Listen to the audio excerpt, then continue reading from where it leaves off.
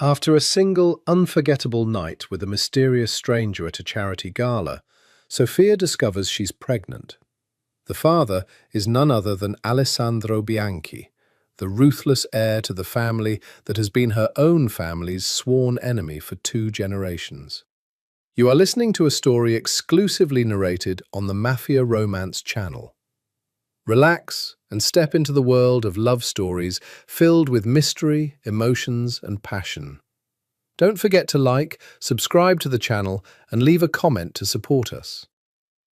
The Fontana Charity Gala was the kind of event where diamonds outnumbered honest intentions, and Sophia Moretti had learned long ago how to move through rooms like this without giving anything of herself away.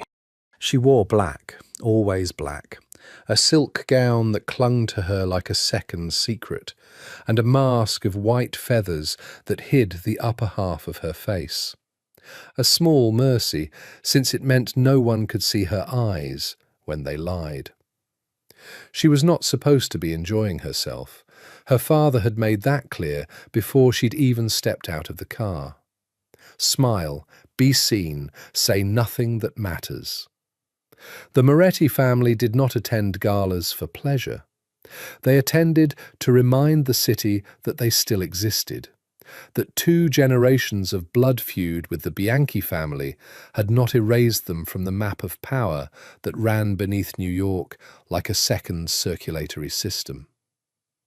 She was standing near the terrace doors, a glass of champagne going warm in her hand, when she felt him before she saw him.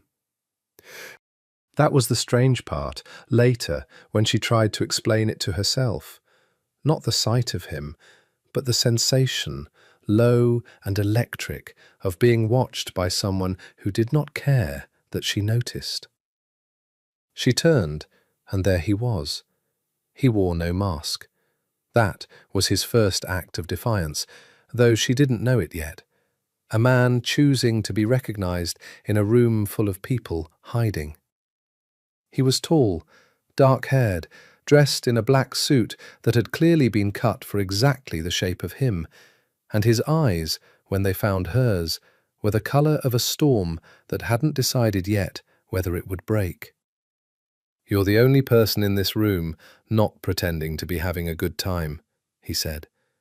His voice was low, unhurried, the kind of voice that assumed it would be listened to. "Maybe I'm an excellent actress." "You're not," he said. "You're bored and a little angry. It's in your shoulders." She should have walked away. Every instinct her father had drilled into her, trust no one at these events, especially no one who looks at you like he already knows your secrets, told her to put 10 feet of marble floor between them. Instead, she found herself asking, "And what gives you the right to read my shoulders?" "Practice," he said, and something in the corner of his mouth almost became a smile. "Dance with me." "I don't know you." "Good," he said. "Then there's nothing to ruin it." She would think later that this was the moment she should have recognized the danger. Not in his face, which was unreadable, but in the ease with which he made not knowing sound like an invitation instead of a warning. But the champagne was doing its slow work in her blood, and the music had shifted into something with a heartbeat, and she let him take her hand. He danced like a man who had never once in his life worried about being led. His palm was warm against the small of her back, steady, proprietary, in a way that should have offended her, and instead made something low in her stomach tighten with a feeling she refused to name. They didn't speak for the length of the song. She watched his throat, the line of his jaw, the small white scar above his left eyebrow that suggested a life that hadn't always been spent in ballrooms.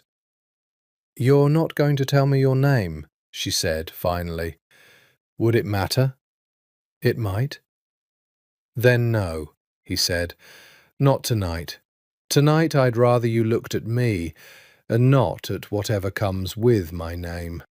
There was something almost tender in the way he said it, a rare crack of honesty in a room built entirely of performance, and Sophia, who had spent 26 years being the daughter of a man who wore his name like armour, felt something in her chest loosen dangerously. "That's either the most honest thing anyone said to me tonight," she murmured, "or the most practiced lie." "Maybe both," he admitted. "Does it matter, if it's the truth in this moment?" She should have laughed it off. Instead, she let him lead her out to the terrace, away from the noise, where the city glittered beneath them like something that could be owned if he were only bold enough to reach for it. He didn't touch her there, not yet. He only stood close enough that she could feel the heat radiating off him, and looked at her with an intensity that made the mask feel suddenly insufficient, a thin barrier against a man who seemed to see straight through feathers and silk to the woman underneath. "I have a car," he said finally, "and I have a penthouse with a view better than this one. And I have absolutely no interest in spending the rest of tonight sharing you with 300 strangers." It was reckless. It was everything she had been raised not to do. She thought of her father's voice, of the Bianchi name that haunted every family dinner like a curse spoken over the table, of the years of careful, bloodless war between two families who had once, long ago, been something like allies. She thought of none of that enough to stop herself. "Take me," she said, "somewhere the masks don't matter." He smiled then, really smiled for the first time, and it changed his whole face, softened the danger in it just enough that she nearly missed the warning in his eyes. "Careful what you ask for," he said, and took her hand. The penthouse occupied the top 3 floors of a glass tower that seemed to have been built specifically to look down on the rest of the city, and Sophia understood, the moment the elevator doors opened directly into his living room, that she was standing inside a kind of wealth that didn't advertise itself with gold and marble, but with silence, with space, with the particular arrogance of a man who didn't need to prove anything to anyone. He didn't turn on all the lights. He left most of the apartment in shadow, lit only by the city glow through floor-to-ceiling windows, as if he understood that some things were better half seen. "You still haven't told me your name," she said, setting her clutch down on a table that probably cost more than her car. "You still haven't asked twice," he said, shrugging off his jacket. "I take that as permission to keep it that way." "Is that how this works? A whole night and no names?" "Names complicate things," he said, moving toward her slowly, the way a man moves when he already knows the outcome and is only savouring the space before it. "Names come with families, debts, enemies. Tonight, I'd like to be a man who has none of those things, just for a few hours." She understood that feeling more than she wanted to admit. She had spent her entire life being Sophia Moretti first and herself a distant second, a name that opened doors and closed them just as fast, a name that made men look at her like a transaction waiting to happen. To be nameless tonight was its own kind of freedom. "Then I'll be no one too," she said. "You could never be no one," he said, and the words landed with more weight than the moment called for, though she didn't understand why until much later. He reached out and slid the mask from her face, slow, deliberate, as if unwrapping something he intended to keep. "There you are." His hand cradled her jaw, and she felt the calluses on his fingers, not the hands of a man who spent his life in boardrooms alone, and something about that roughness made her breath catch. "Who are you?" she whispered, unable to stop herself, even knowing he wouldn't answer.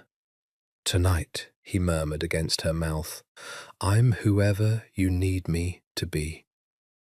He kissed her, like he had been waiting his whole life for permission, and she gave into it with a hunger that frightened her a little, because she had never let herself want anything this openly, this recklessly.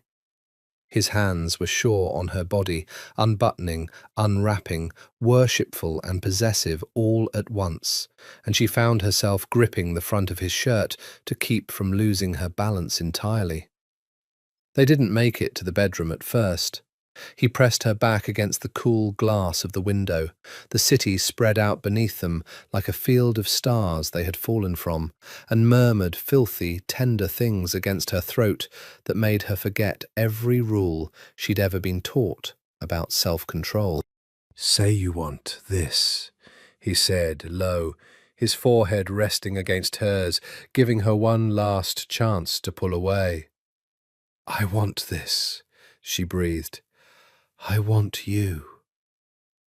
Later, in his bed, with the sheets tangled around them and the first hint of dawn beginning to bruise the edges of the sky, she lay with her head on his chest and listened to his heartbeat slow into something steady and unhurried, and thought that she had never in her life felt so thoroughly seen by a man whose name she didn't even know.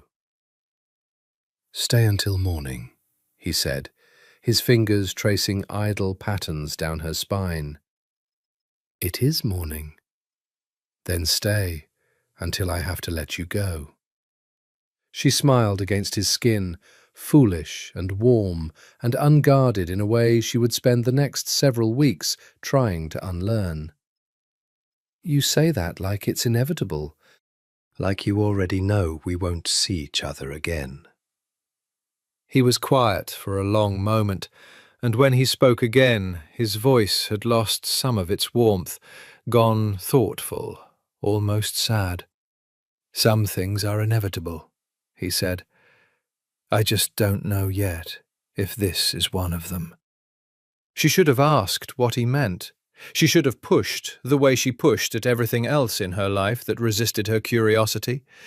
Instead, she let herself drift into a few hours of sleep, more peaceful than any she'd had in years. And when she woke, the sun was fully up, and the other side of the bed was empty and cold, and there was no note, no name, no way to find him again. Only the mask, folded neatly on the pillow beside her, feathers smoothed flat, as if he had wanted her to know that he, too, had wanted to remember. She dressed in yesterday's gown and let herself out into a morning that felt too bright for what she'd done, and told herself, all the way down in the elevator, that this was exactly what it had been meant to be, one perfect, anonymous night gone by the time the sun came up. She did not yet know his name was Alessandro Bianchi. She did not yet know that in 6 weeks she would learn it in the worst possible way, carved into the side of a warehouse her father's men burned to the ground, the name of the enemy who had, without either of them intending it, planted the beginning of a life inside her. 6 weeks later, Sophia stood in the marble foyer of her father's estate in Westchester, staring at a pregnancy test she had taken 3 times because the first 2 results had felt like a mistake the universe would surely correct if she was patient enough. It did not correct itself. She sat on the edge of the bathtub, the little plastic stick trembling in her hand, and did the math over and over, praying for a different answer each time and getting the same one, no matter how she counted. There had been no one else, not in months, which meant the father of the child growing inside her was a man whose name she had never learned, whose face she remembered with a clarity that frightened her, whose hands she could still feel sometimes at 3 in the morning when the house was silent and her guilt had nowhere else to go. She had almost convinced herself she could live with the mystery, that some nights weren't meant to be solved, only carried, when her father called her down to his study with a voice that told her something in the world had shifted.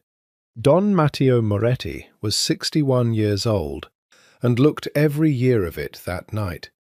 Deep lines carved into a face that had once, in old photographs, been almost handsome. He stood at the window with a glass of scotch he wasn't drinking, watching smoke rise somewhere in the distance beyond the tree line, though the fire itself had burned out hours ago. "We hit one of their warehouses tonight," he said, without turning around. "Bianchi's shipping operation on the East River should set them back months." Sophia felt the name land in her stomach like a stone dropped into still water. She had heard it her whole life. Bianchi, spoken always with a curl of the lip, a tightening of the jaw, the word itself functioning as a kind of curse in her family's private vocabulary. 2 generations of blood, betrayal, and territory drawn and redrawn in the aftermath of a war that had started before she was born and that no one alive could fully explain anymore, except to say that a Bianchi had once killed a Moretti, and a Moretti had once killed a Bianchi, and the ledger of debts had simply never been allowed to close. "Any casualties?" she asked, because it was expected of her to ask, though her mind was elsewhere entirely. "2 of theirs," her father said. "None of ours. A good night." He finally turned, and his eyes, sharp, assessing, the same eyes that had taught her to read a room before she could read a book, settled on her with the particular attention he reserved for matters of family business. "You look pale." "I'm tired," she said. "The gala circuit is exhausting." "You'll rest when we've won," he said, which was what he always said, as though winning were a finish line instead of a horizon that kept retreating no matter how far they ran toward it. Speaking of which, Alessandro Bianchi was seen at the Fontana Gala 6 weeks ago. My sources say he left with a woman. No mask, if you can believe the arrogance of it, wanted to be seen. The room seemed to tilt slightly, though nothing in it had moved.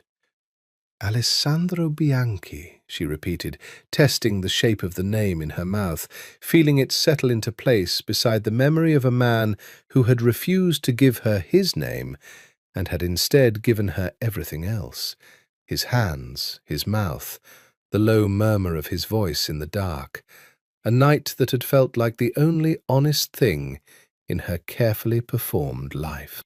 No mask, tall, dark hair, a storm-coloured gaze that had looked at her like she was the only real thing in a room built of glass and lies.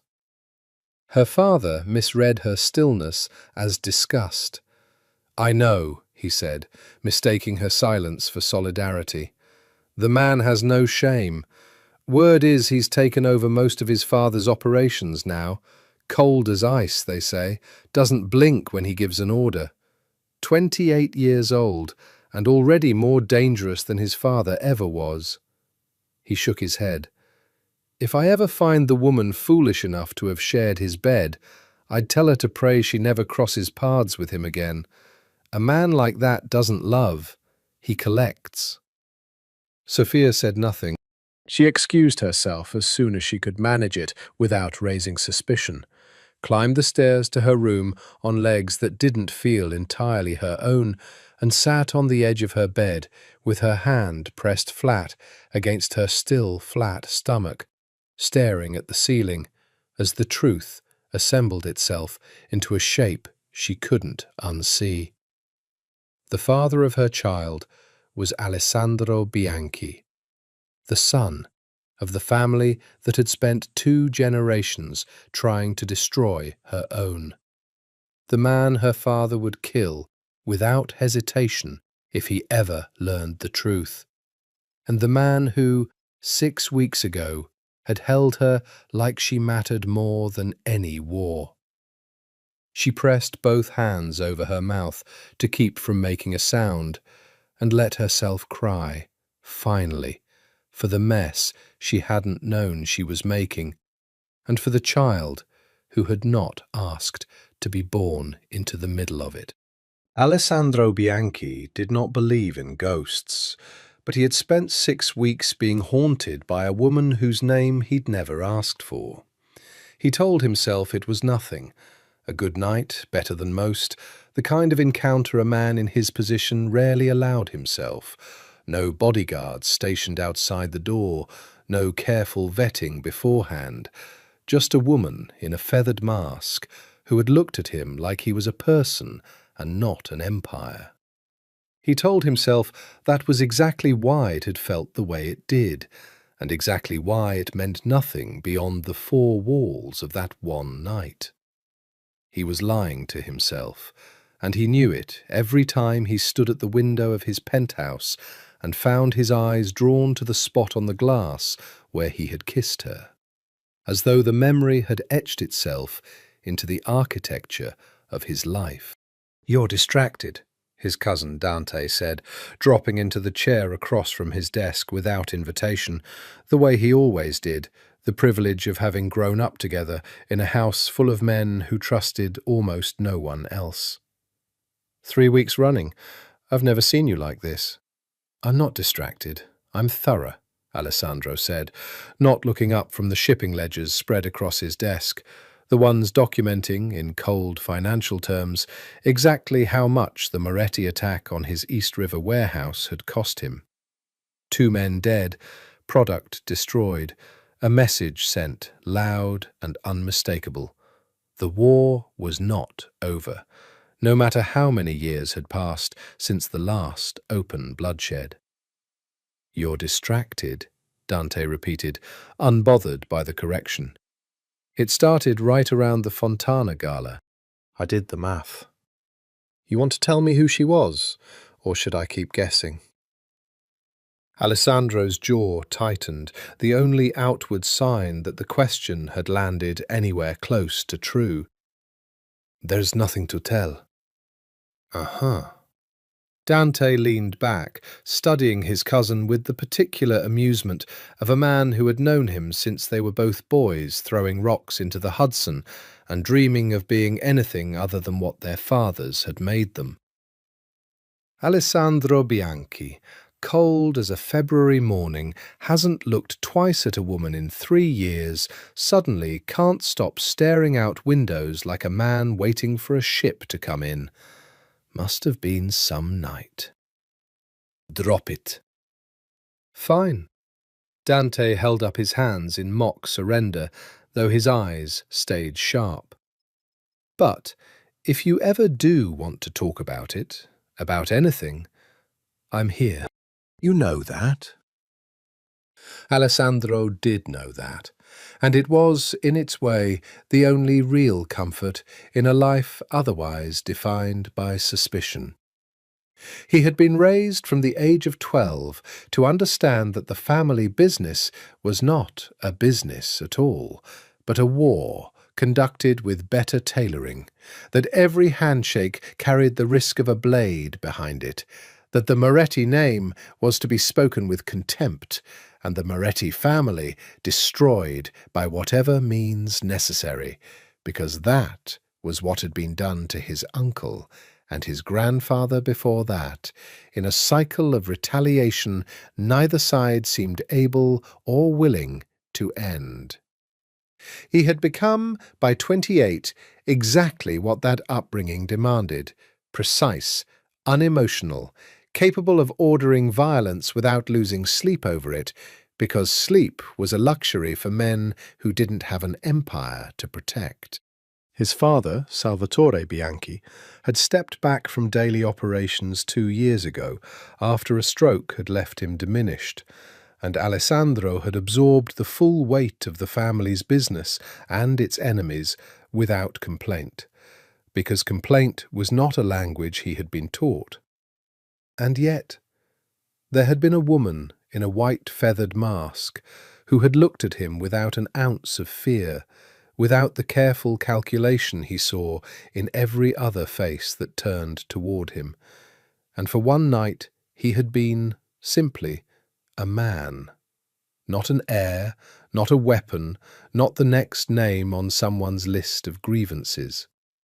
He had wanted, badly, to know her name. He had wanted it so badly that he had deliberately not asked, because some part of him had understood, even then, that if he learned who she was, the night would end the moment he did. He was still turning that thought over when his phone buzzed with a message from his father's oldest advisor, Enzo, requesting an urgent meeting regarding family matters requiring discretion. Alessandro closed the ledger, rubbed a hand over his tired eyes, and told himself one more time that the woman from the gala was a closed chapter. He did not yet know that in 3 weeks she would walk back into his life, carrying a secret that would reopen every wound the two families had ever inflicted on each other, and that this time there would be no walking away from what they'd started. Sofia spent 3 days deciding whether Alessandro Bianchi deserved to know he was going to be a father, and every argument she constructed against telling him collapsed under the weight of one simple, stubborn fact. It was true, and truth had a way of surfacing no matter how deep you buried it. She could not tell her father. That much was certain beyond any doubt. Matteo Moretti would not see a grandchild in her belly. He would see a Bianchi, an infiltration, a wound in the family's carefully guarded bloodline. And Sofia was not naive enough to believe he would react with anything but fury. Fury directed first at her, and then, with far more lethal intention, at the man responsible. She thought about disappearing. She had money of her own, a small trust from her late mother that her father didn't fully control. Enough to vanish somewhere quiet and raise a child alone, far from warehouses and warlords and names spoken like curses. She turned the idea over for an entire sleepless night, and found she couldn't make herself believe in it. A child deserved more than a mother running scared, and some small, treacherous part of her, the part that still remembered the weight of his hand at the small of her back, wanted Alessandro Bianchi to know. Not because she expected him to love her, she wasn't foolish enough for that fantasy, but because she remembered a version of him for one night who had looked at her like the rest of the world had stopped existing, and she owed it to the child growing inside her to at least give the truth a chance before she buried it. Finding him was easier than she expected, and harder than she wanted. She used her mother's maiden name to secure a meeting at Bianchi Holdings' downtown offices under the pretense of a charity partnership inquiry, a thin cover, but the kind of thin cover that worked precisely because no one expected a Moretti to be brazen enough to walk into Bianchi territory in broad daylight. The elevator ride to the top floor felt longer than the 6 weeks that had passed since the gala. She smoothed the front of her blazer, checked her reflection in the brushed steel doors, and reminded herself, uselessly, that she had survived worse conversations than this. She hadn't. She knew she hadn't.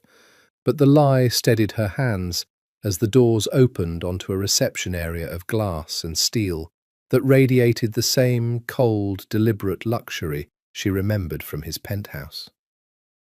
"Ms. Marchetti," the receptionist said, using the alias Sofia had given. "Mr. Bianchi will see you now." The office doors opened, and there he was, behind a desk the size of a small boat, dressed in a charcoal suit instead of the black one she remembered, his dark hair combed back instead of falling loose across his forehead. And for one disorienting second, She almost doubted her own memory, almost believed she had imagined the whole night into being. Then he looked up, and recognition moved across his face like weather. Surprise first, sharp and unguarded, followed almost instantly by something more careful, more controlled, the mask of the businessman sliding back into place, a beat too late to hide what had been underneath it. "You," he said, low, and rose from his chair without seeming to decide to. "Me," she agreed. "Close the door," he said to his assistant, who obeyed without question and left them alone in a silence that filled up the enormous office like water rising in a room with no drain. "I've spent 6 weeks," he said finally, coming around the desk, "trying to convince myself you didn't exist." "I've spent 6 weeks trying to convince myself I imagined the whole thing," she said. "It would have been easier that way." "Why?" His eyes moved over her face like he was relearning it, cataloguing every detail he'd apparently memorized and doubted in equal measure. Why would it have been easier? Sophia felt the words gather in her throat, heavy and irreversible, and understood that there was no version of the next 30 seconds that didn't change both their lives permanently. "Because," she said, "I know your name now, Alessandro Bianchi, and you're about to learn mine. And after that, nothing about this is going to be simple ever again." His expression sharpened, wary now, the businessman and the man who'd held her in the dark merging into something new and watchful. "Who are you?" "Sofia Moretti," she said, and watched the name land in him like a blade finding its mark. "And I'm pregnant with your child."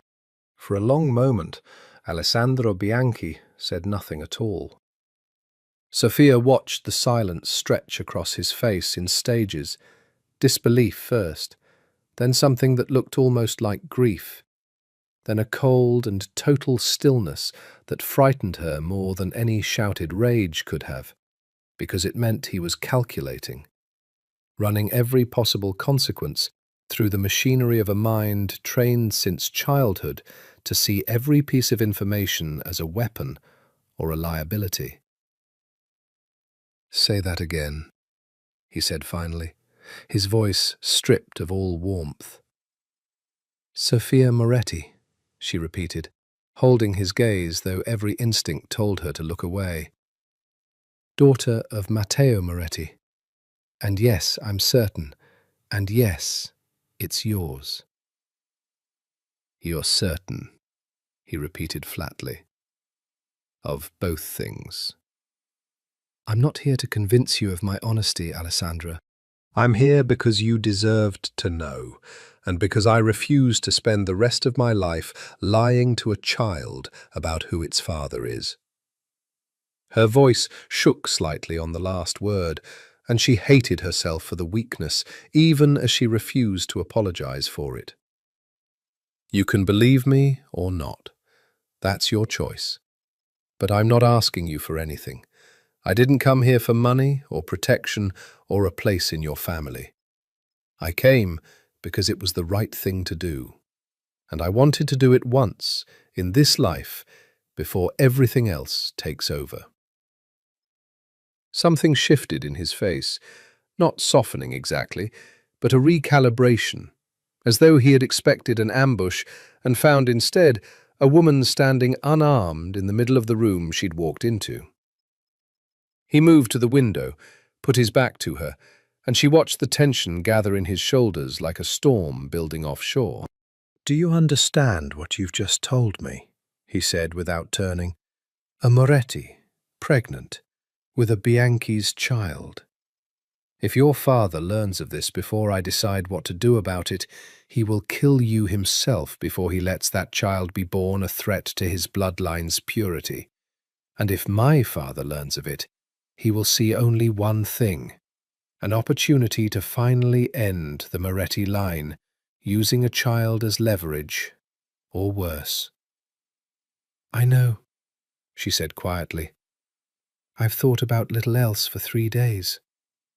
He turned back to face her, and for the first time since she'd walked in, she saw something in his eyes that resembled the man from the gala.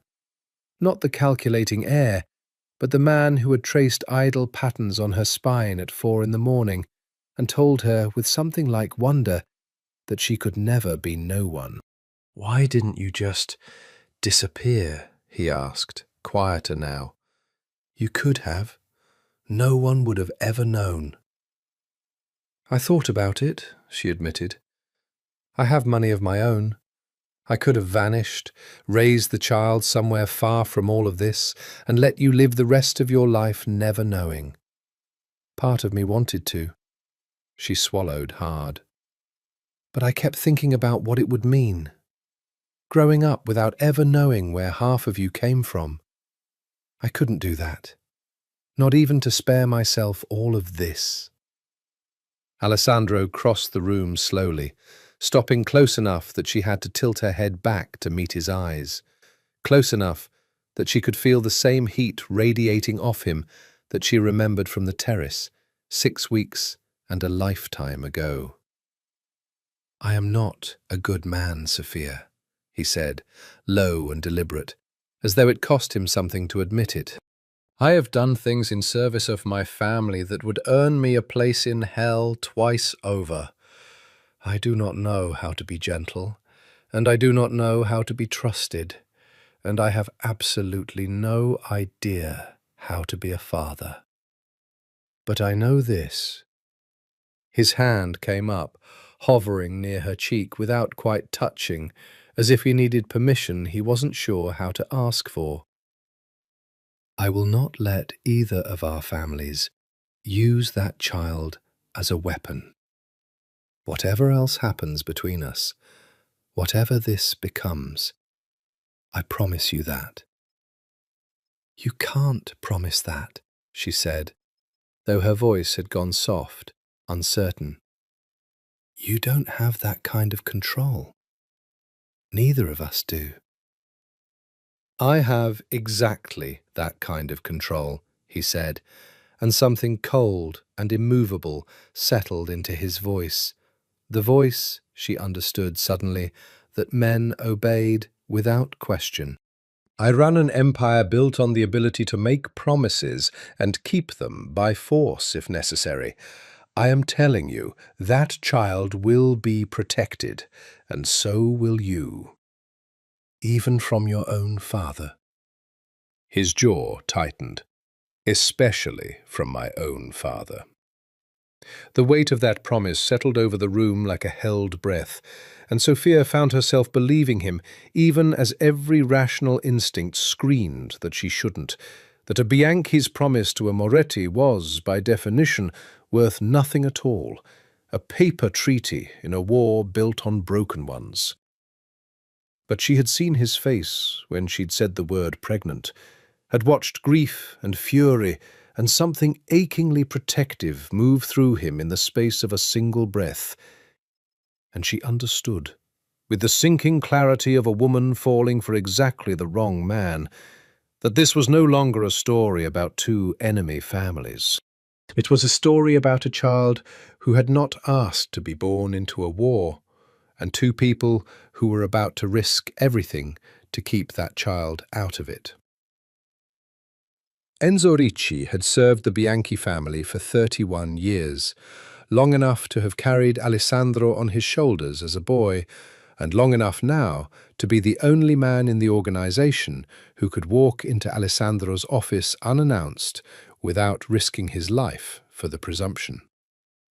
He did so on the afternoon following Sophia's visit, closing the door behind him with the particular quiet of a man who already suspected what he would find. "Tell me it isn't true," Enzo said, without preamble.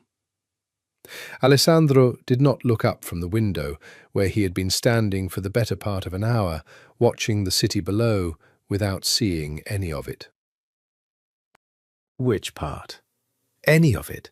The woman in the lobby yesterday. My man on the front desk said her name was Marchetti, but he also said she left in a car registered to the Moretti estate.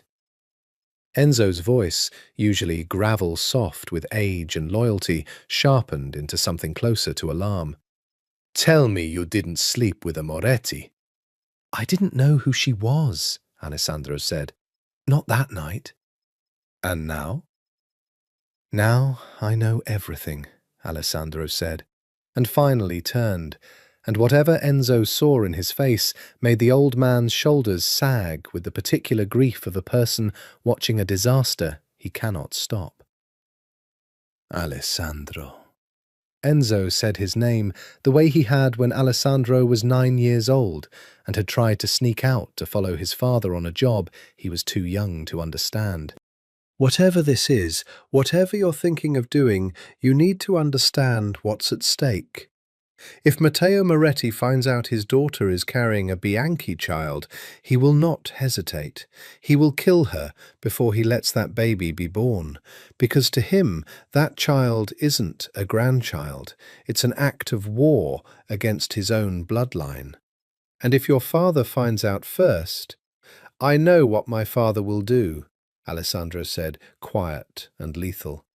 "He'll try to use the child as a hostage against Moretti, force a surrender through blood he considers half his own. I know exactly what both of them will do, Enzo. That's precisely why neither of them is going to find out until I've built a wall around her that neither family can breach.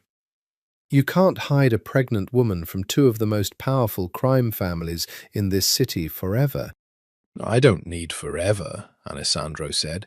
"I need enough time to end this war permanently, so there's nothing left to hide her from." Enzo stared at him for a long moment, and Alessandro watched something shift in the old man's face. Not agreement, not yet, but a kind of resigned recognition. The look of a man who had spent 3 decades watching a boy become exactly the kind of leader who didn't ask permission before deciding to burn down the rules he'd inherited. "Your father built this empire on the war with the Morettis," Enzo said carefully. "Ending it, truly ending it, not just another temporary ceasefire, would mean dismantling half of what he spent his life building. He won't allow it, not without a fight." "Then he'll fight me," Alessandro said, and there was no hesitation in it at all, only the flat, immovable certainty of a man who had already made his decision and was simply informing the world of it. "I'm not asking for his blessing, Enzo. I'm telling you what's going to happen, because you're the only person in this family I trust to help me do it without getting anyone killed in the process." Enzo was quiet for a long time, studying the younger man he had known since infancy, searching his face for some sign of the recklessness of youth, some flicker of a decision made in the heat of unexpected fatherhood rather than in cold calculation. He didn't find it. What he found instead was something he hadn't seen in Alessandro's eyes since before his mother died. An actual want. Undisguised, unguarded, the kind of want that made men do impossible things. "You care for her," Enzo said. It wasn't a question. Alessandro's jaw worked once, twice, before he answered. "I don't know her," he said. "Not really. One night and a conversation in my office. That's all I have." "That's not what I asked." The silence that followed answered the question more completely than words could have. "God help us both," Enzo muttered, and rubbed a hand over his weathered face. "All right, tell me what you need." "First," Alessandro said, already moving back toward his desk, already thinking 3 moves ahead, in the way that had made him formidable even as a teenager. "I need eyes on the Moretti estate, discreet. I need to know Sofia's schedule, her security, whether her father suspects anything at all. Second, I need a property, somewhere off the grid, unconnected to either family, where she can stay if things move faster than we can control. And third, he paused, and something almost vulnerable crossed his face before the mask came back down. Third, I need you to help me figure out how to protect a woman who doesn't trust me from a war she didn't start, without turning her into exactly the kind of prisoner her father already treats her like. Enzo studied him for a long moment, then nodded slowly. "I'll make the calls," he said. "But Alessandro, if this goes the way I think it might, you're not just risking your life. You're risking everything your family has built for 2 generations." "Then it's a good thing," Alessandro said with the ghost of a humorless smile, "that I've never much cared what my family built. I only care what I build next." Sophia noticed the black sedan on the 3rd day. It idled half a block from the small cafe where she'd taken to having her morning coffee alone, far enough from the estate that she could pretend for an hour to be an ordinary woman with an ordinary life. She had grown up around surveillance the way other children grew up around family pets, an ever-present, half-noticed feature of daily existence, and she recognized immediately the particular stillness of a car whose driver was not waiting for anyone in the cafe, but was, instead, watching her. Her first instinct was fear. Her second, sharper instinct, arriving almost as quickly, was a kind of resigned certainty about whose men they were. She paid for her coffee, left through the side door, and doubled back through an alley she'd used as a shortcut since childhood, coming up behind the sedan close enough to rap her knuckles against the driver's window before he had time to react. The window rolled down to reveal a broad-shouldered man in his 40s who had the good grace, at least, to look embarrassed at being caught. "You can tell Alessandro," she said, before the man could speak, "that if he wants to know where I am, he can ask me himself instead of having me followed like a criminal." The driver's radio crackled. A beat later, he handed her the receiver without a word, and Sophia took it with more composure than she felt. "You weren't supposed to notice him," Alessandro's voice said, low and rough, with something that might have been amusement. "I notice everything," Sophia said. "It's the only skill my father ever actually bothered to teach me." "I'm not trying to control you," Alessandro said, and the humour drained out of his voice, replaced by something more careful. "I'm trying to keep you alive. There's a difference, even if it doesn't always look like one from where you're standing." "It looks exactly like the same thing from where I'm standing," she said. "My whole life, men have decided what's best for me and called it protection. I don't need another one." There was a pause on the line, long enough that she thought he might have hung up, and then, "Have dinner with me tonight. Not a car outside a cafe, not a driver relaying messages, just you and me. And I'll tell you everything I'm doing and why. And you can decide for yourself whether it's protection or control." She should have said no. She had a dozen good reasons ready on her tongue, chief among them the fact that every hour she spent near Alessandro Bianchi was an hour that brought her closer to her father discovering the truth in the worst possible way. But there was something in his voice, an openness she hadn't expected, a willingness to be questioned that didn't match the reputation her father had painted of a man who never blinked when giving an order, that made her hesitate. "Where?" she said finally, and heard him exhale, some tension leaving his voice. "I'll send the address," he said. "Come alone. No sedans, no drivers, just you." That evening, she found herself standing in front of a townhouse in a quiet, unremarkable neighborhood in Brooklyn, nothing like the glass tower where she'd first learned his name, nothing like the marble estate where she'd been raised.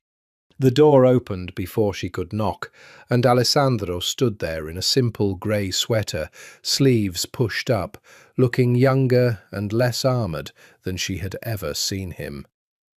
"This isn't what I expected," she admitted, stepping inside to find a modest, warmly lit home. Bookshelves, a worn leather couch, the smell of something cooking that had nothing to do with a private chef. "It's not registered to me," he said, closing the door behind her. "It was my mother's before she died. My father doesn't know I kept it. I come here when I need to remember I'm allowed to be a person, and not just an inheritance."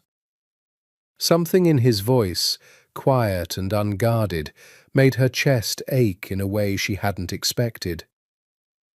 "I'm sorry about your mother," she said. "She died when I was 19. Cancer. My father barely left his office for the funeral."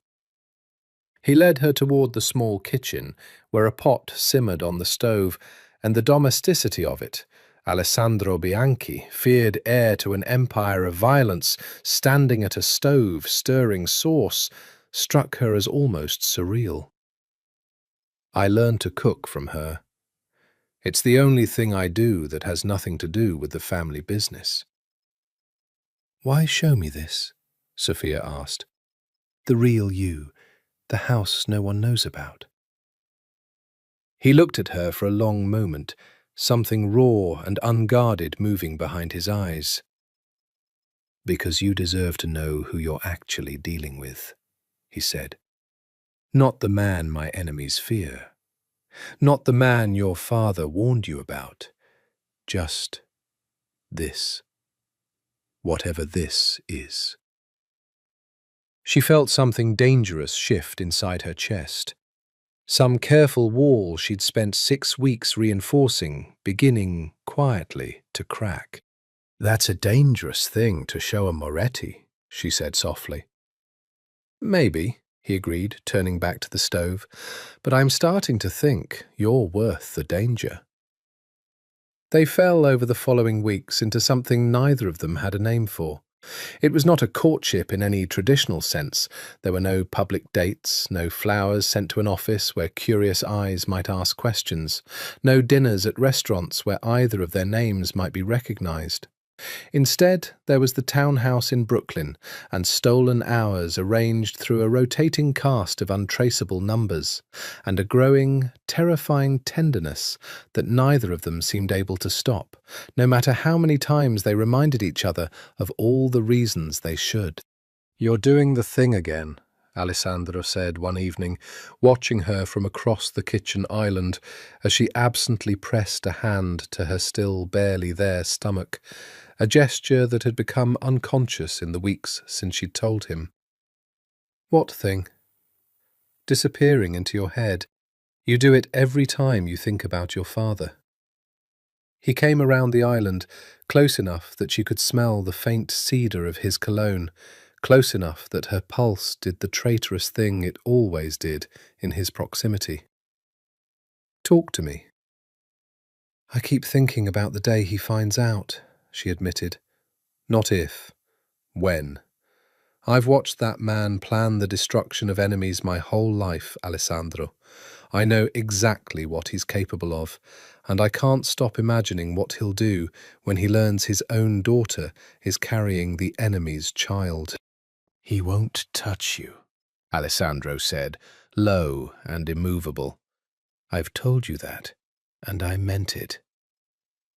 "You can't promise that from a townhouse in Brooklyn," she said, some of her old sharpness returning.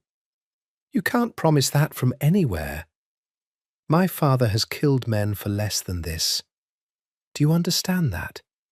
Not ordered killed. Killed himself with his own hands because he believes some sins are too personal to delegate." "I understand exactly what your father is capable of," Alessandro said, and something dark moved behind his eyes, an old grief surfacing. "My uncle Marco died by Matteo Moretti's own hand 11 years ago. I was 17. I watched my father collapse at the funeral in a way I'd never seen before or since. So don't mistake my calm for naivety, Sophia. I know precisely who I'm protecting you from. That's exactly why I intend to win. The weight of that history settled between them, a reminder, even in the softest moments, of the blood that ran beneath everything they were building. And yet, Sophia found, to her own quiet astonishment, that she wasn't afraid of him. Not anymore. She had watched him over these weeks be patient in ways her father had never once been patient, gentle in ways she had assumed the Bianchi name made impossible. He asked about her mother, who had died when Sophia was 14, and listened without interrupting as she described a woman who had loved gardening and old films and had taught her daughter to read tarot cards in secret, away from her husband's disapproving eye. He remembered the smallest details, that she took her coffee with too much sugar, that she hated the sound of her own laugh and tried to suppress it, that she flinched, almost imperceptibly, whenever a door slammed too hard, an old reflex from a childhood spent flinching at her father's temper.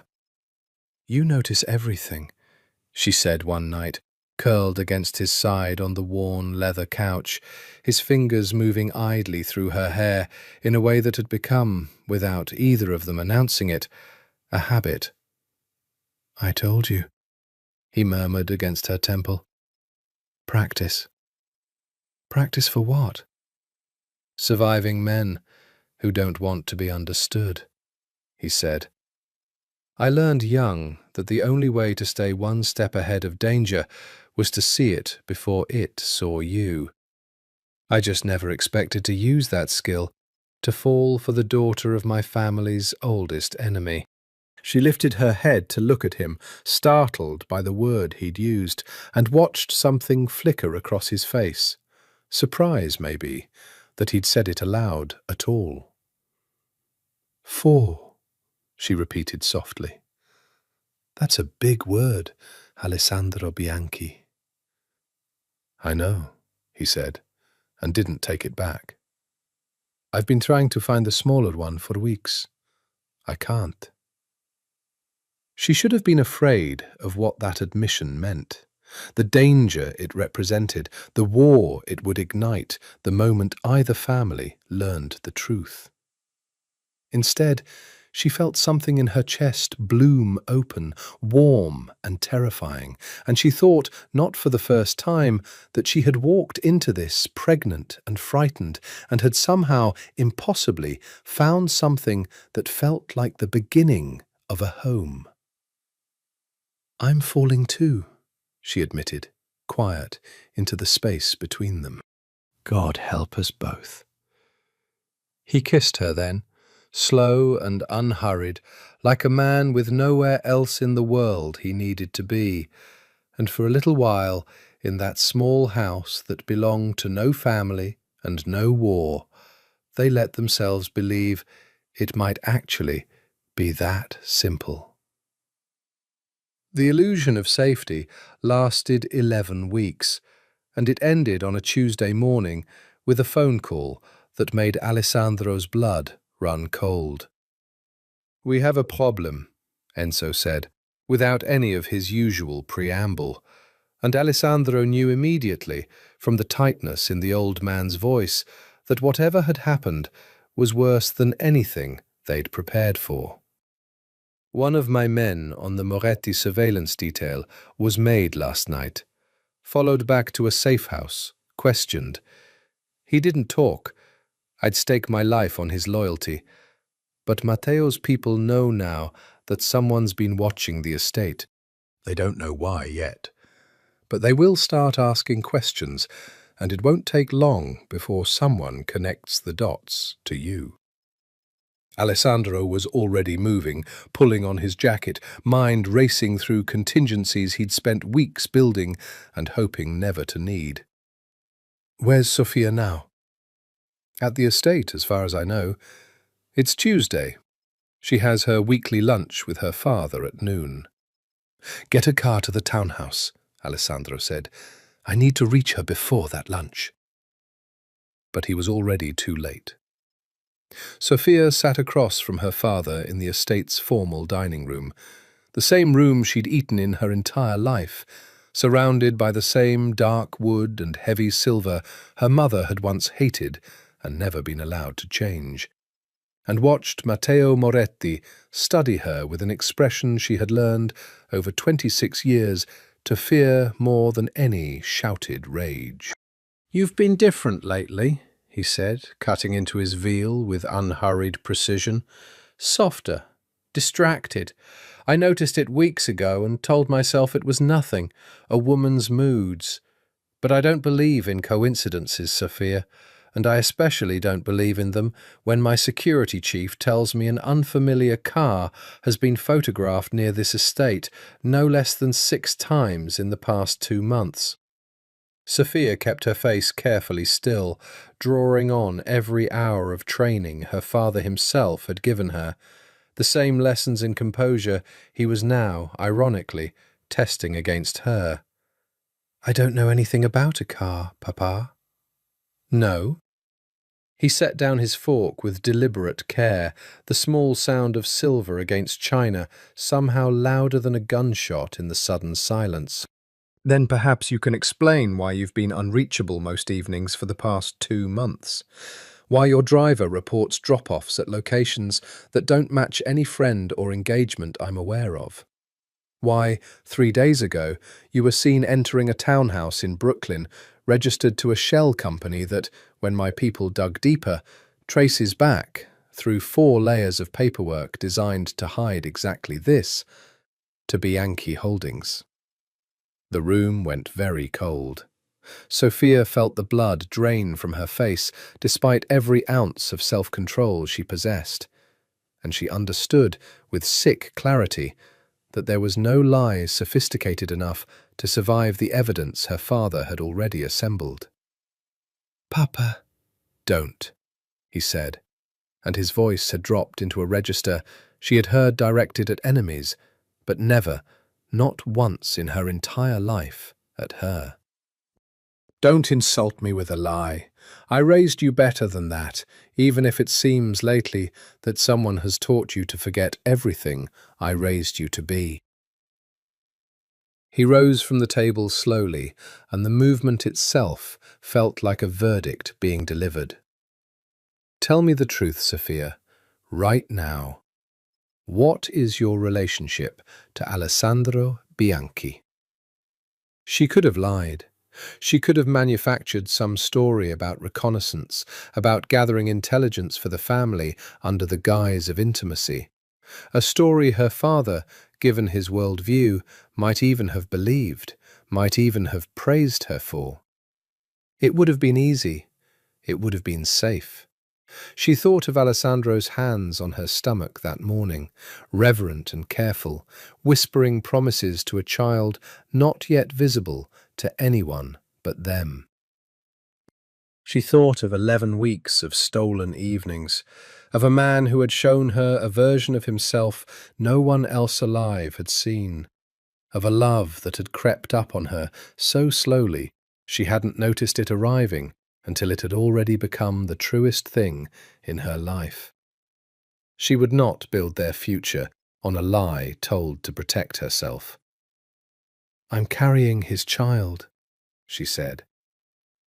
The silence that followed was the loudest sound Sophia had ever heard in her life. Her father's face went through a transformation she would remember for the rest of her days.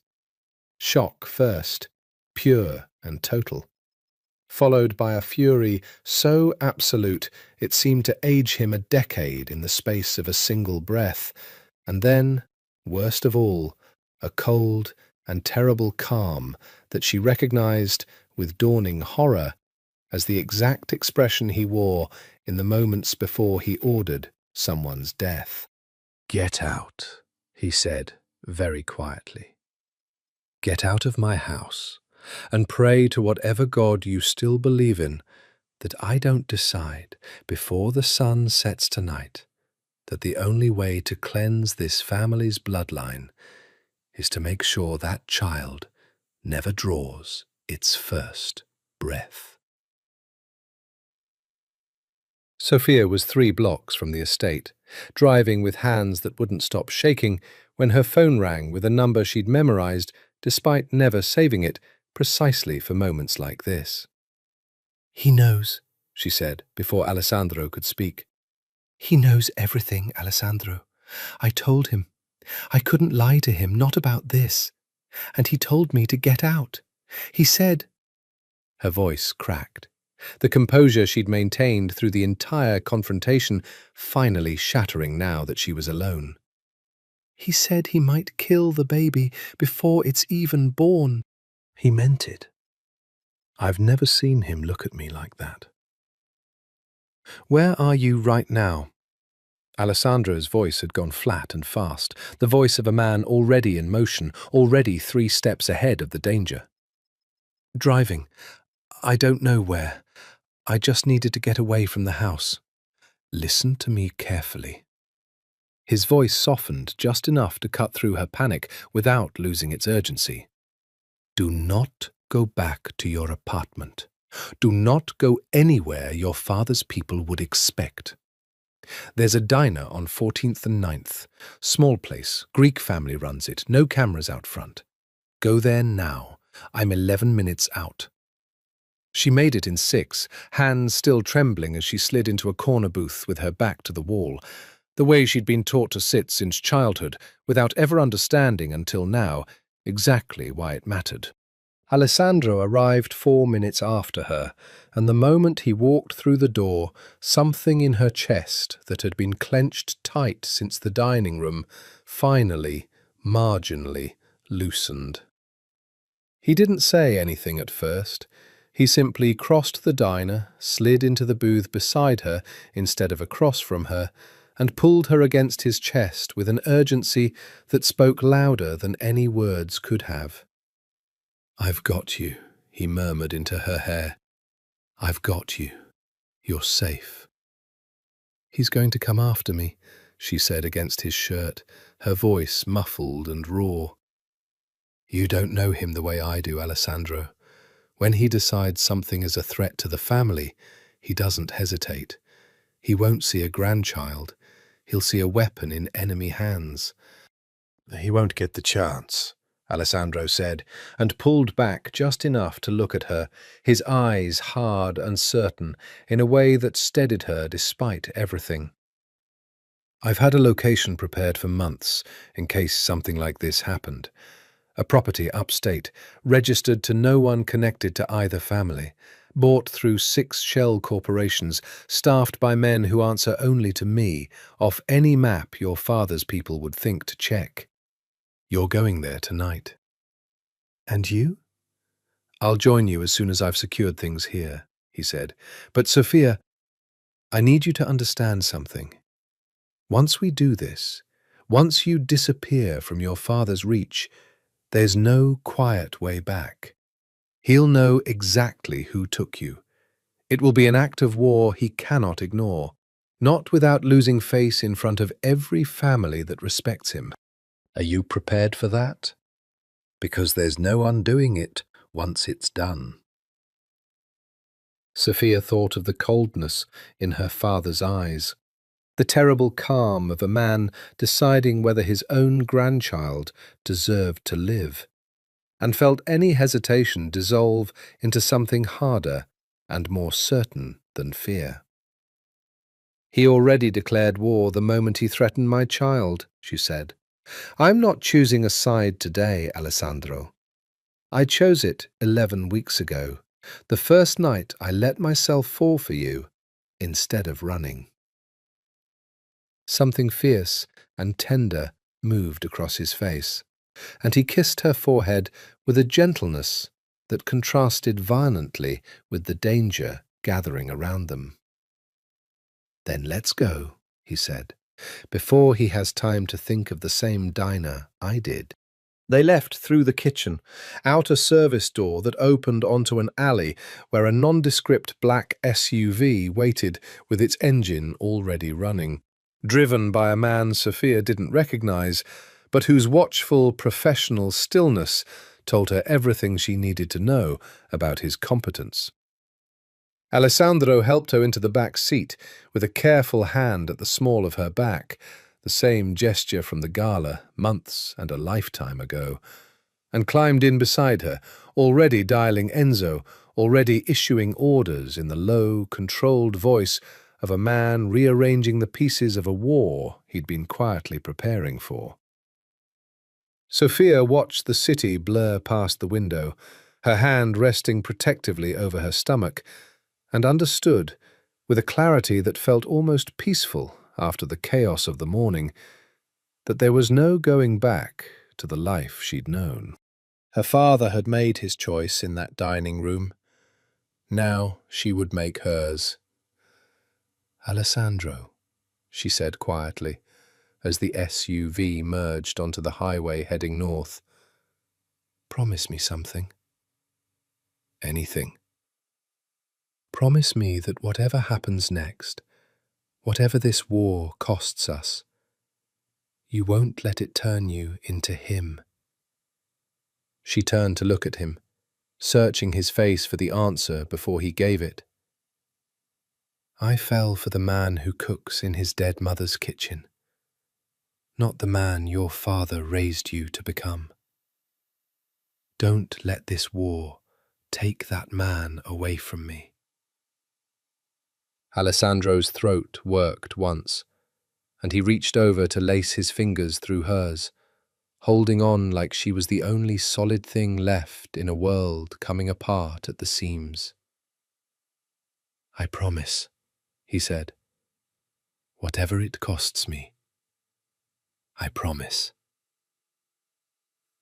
Matteo Moretti did not throw things. He did not shout, did not break furniture in fits of rage the way lesser men allowed themselves the luxury of doing. His fury, when it came, was silent and total, a stillness that settled over him like frost, and it was this silence, worse than any shouted threat, that his lieutenants had learned to fear most in 3 decades of service. He stood at the window of his study for nearly an hour after Sophia's car pulled away from the estate, watching the long driveway with the particular stillness of a man deciding how many lives he was willing to spend on his answer. "Sir," his head of security, Vincenzo, hovered in the doorway, unwilling to enter without invitation, unwilling to leave without instruction. "What are your orders?" "Bring me everything we have on Alessandro Bianchi," Matteo said, without turning. "Every property he owns, every shell company, every man who reports to him, and every weakness those men have. Debts, mistresses, sick mothers, gambling problems. I want to know this man better than he knows himself by morning." "And your daughter?" The question hung in the air, and Vincenzo, who had known Sophia since she was an infant in her mother's arms, who had taught her to ride a bicycle in the estate's long driveway when her father had been too busy with business to bother, watched his employer's shoulders tighten with something that might have been grief buried so deep it had calcified into fury. "My daughter," Matteo said slowly, "made her choice this afternoon. She chose the enemy over her own blood. I raised her better than that. I raised her to understand what this family has survived, what it cost her grandfather and her uncles to keep the Moretti name standing after everything the Bianchis took from us." His voice, when it finally broke from its flat calm, carried decades of grief he had never once allowed himself to show. "Her mother would be ashamed of her."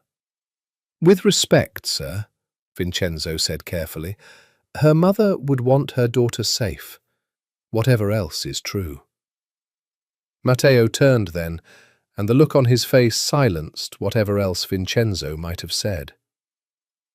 "Her mother is dead," he said, "and I am the only thing standing between this family and a Bianchi grandchild being used to erase everything 3 generations of Morettis bled to protect. Do not mistake my grief for weakness, Vincenzo. I have buried a wife and a brother, and more men than I can count defending this family's name. I will not let a moment of foolish infatuation undo all of it. What exactly are you planning to do? Matteo was quiet for a long moment, his eyes returning to the empty driveway, to the space where his daughter's car had disappeared 20 minutes before. I am going to find her, he said finally, and I am going to bring her home, whatever that requires. And then, once she is safe within these walls again, I am going to end this war the way it should have ended 11 years ago, by removing Alessandro Bianchi from the world entirely, so that neither he nor his bloodline ever threatens this family again. And the child? The silence that followed was longer this time, and something in Matteo Moretti's face, some flicker of the man he might have been in another life, a life without generations of blood and vengeance weighing down every decision, moved briefly across his features before disappearing entirely. The child, he said finally, is Moretti blood, whatever else it is. I will not harm my own grandchild. His jaw tightened, old grief and old fury warring visibly in his expression. But that child will be raised a Moretti, in this house, protected by this family, far from any influence the Bianchi name might have on it. Sophia will understand, in time, that I am protecting her from a mistake she is too much in love to see clearly. Every daughter believes her father is the villain in the moment he's actually trying to save her. Vincenzo, who had spent 30 years learning when to push back against his employer and when silence was the only safe response, chose silence now, though something in his chest ached at the certainty in Matteo's voice, the absolute conviction of a man who had never once considered that he might be wrong. "Assemble the men," Matteo said, turning back to his desk, already reaching for the phone that would set in motion a war neither family could fully control once it began. "We move within the week. I want Alessandro Bianchi found, and I want my daughter brought home, and I don't particularly care anymore how much blood it costs to make both of those things true." Outside, the late afternoon light had begun to fade into the long grey dusk of autumn, and somewhere on the highway heading north, unaware of the exact shape of the storm now gathering behind her, Sophia Moretti pressed a hand against her stomach and allowed herself, for the first time in hours, to breathe.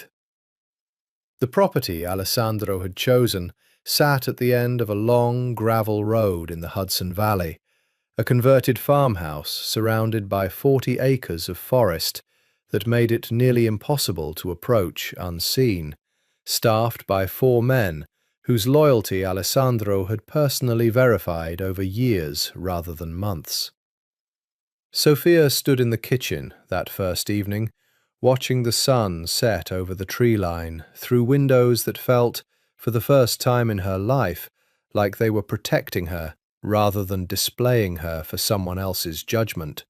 "It's beautiful," she said when Alessandro found her there, still in the clothes she'd worn to her father's dining room that morning, a lifetime ago.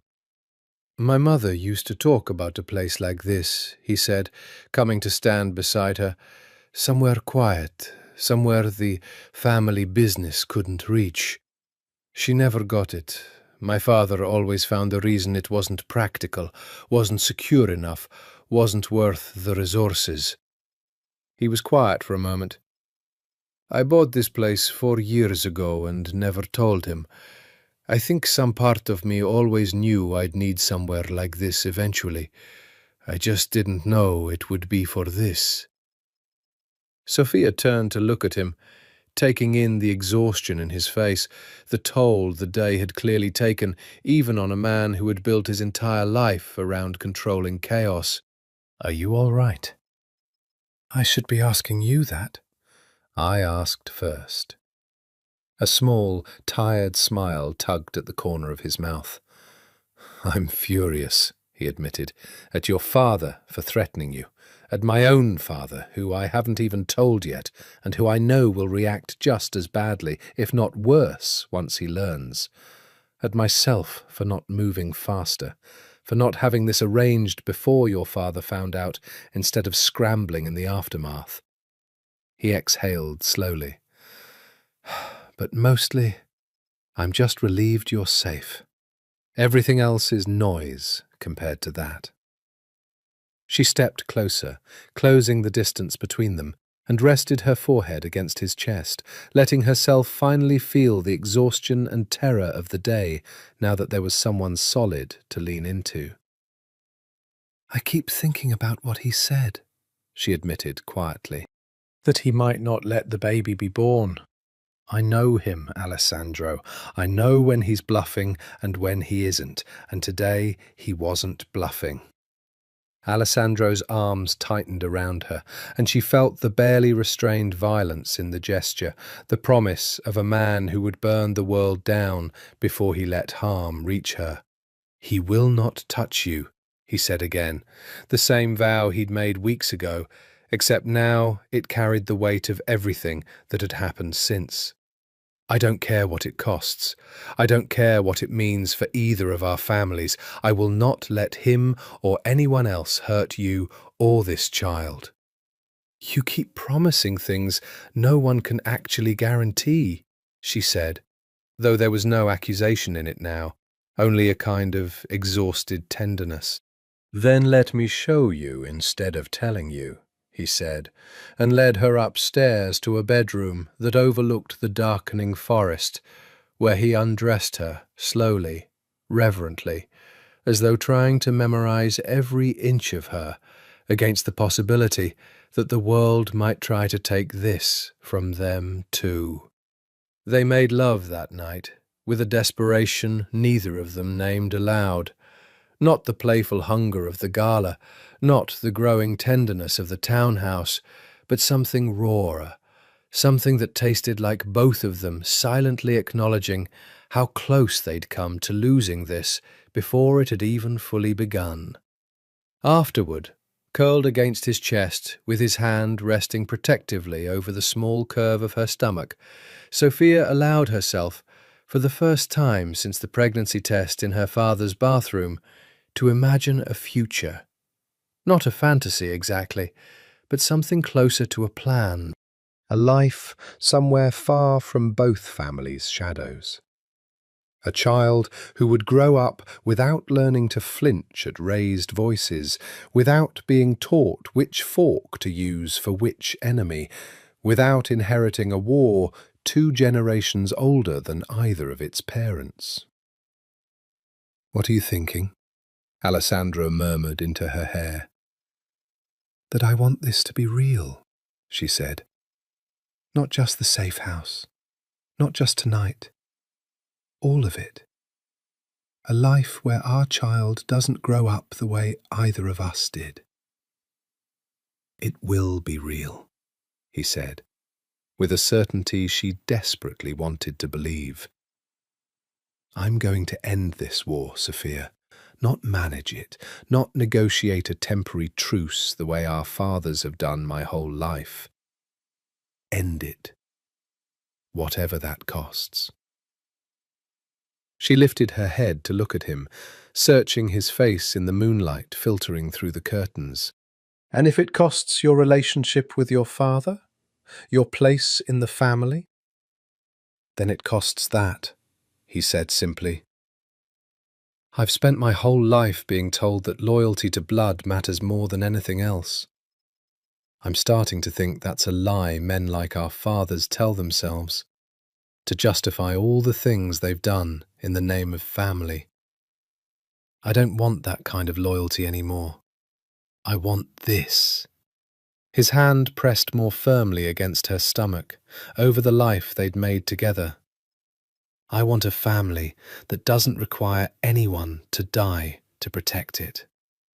Outside, the wind moved through the trees, and somewhere far to the south, in a mansion built on old grudges, Matteo Moretti was already setting in motion the machinery of a war that would test exactly how far both of them were willing to go to keep that promise. The call came 4 days later, and it came not from Matteo Moretti, but from Alessandro's own father, a fact that told Alessandro before Salvatore even spoke that Enzo's careful discretion had finally failed somewhere along the chain. "My office," Salvatore Bianchi said, his voice still carrying traces of the slurred weakness the stroke had left behind, though none of the menace had diminished with it. "Tonight, alone." Alessandro left Sofia at the farmhouse with 2 of his most trusted men and drove into the city with a knot of dread sitting low in his stomach, the particular dread of a man who had spent his entire life anticipating his father's disappointment and had never once found a way to fully brace himself against it. Salvatore's office occupied the ground floor of the family's Upper East Side townhouse, converted after the stroke into a space he could navigate without the stairs that had once defined his domain. He sat behind his desk in a wheelchair he refused to be seen using anywhere else. His once powerful frame diminished, but his eyes, when Alessandro entered, as sharp and cold as they had ever been. "Sit," Salvatore said. "I'll stand." "Sit down, Alessandro." The old man's voice carried a warning that Alessandro, despite everything, still found himself obeying out of 30 years of ingrained deference. "I received an interesting phone call this afternoon. From Matteo Moretti himself, if you can believe it. The first time that man has spoken to me directly in 11 years. He informed me that my son has taken his daughter, that she is pregnant, that he expects me to return her along with whatever child she's carrying, or he will consider it an act of war against his entire family." Alessandro's jaw tightened. "I didn't take her, father. I protected her. Her own father threatened to kill the child rather than let it be born." "I don't particularly care about the details," Salvatore said, his voice flat and cold, in a way that made Alessandro's skin prickle with old childhood fear. "What I care about is that my son, my heir, the man I have spent 28 years shaping into someone capable of protecting this family, has gotten a Moretti pregnant and hidden her from her father like some lovesick fool in a fairy tale. Do you have any idea what you've done? Any idea what this exposes us to?" "I know exactly what I've done," Alessandro said, meeting his father's eyes without flinching, a defiance he had rarely allowed himself in this room. "I've fallen in love with a woman who deserves better than either of our family's war, and I intend to protect her and our child, no matter what it costs." Something dangerous moved across Salvatore's face. Not the rage Alessandro had expected, but something colder, more calculating. "Love," he repeated, with the particular contempt of a man who had buried his own capacity for it decades ago.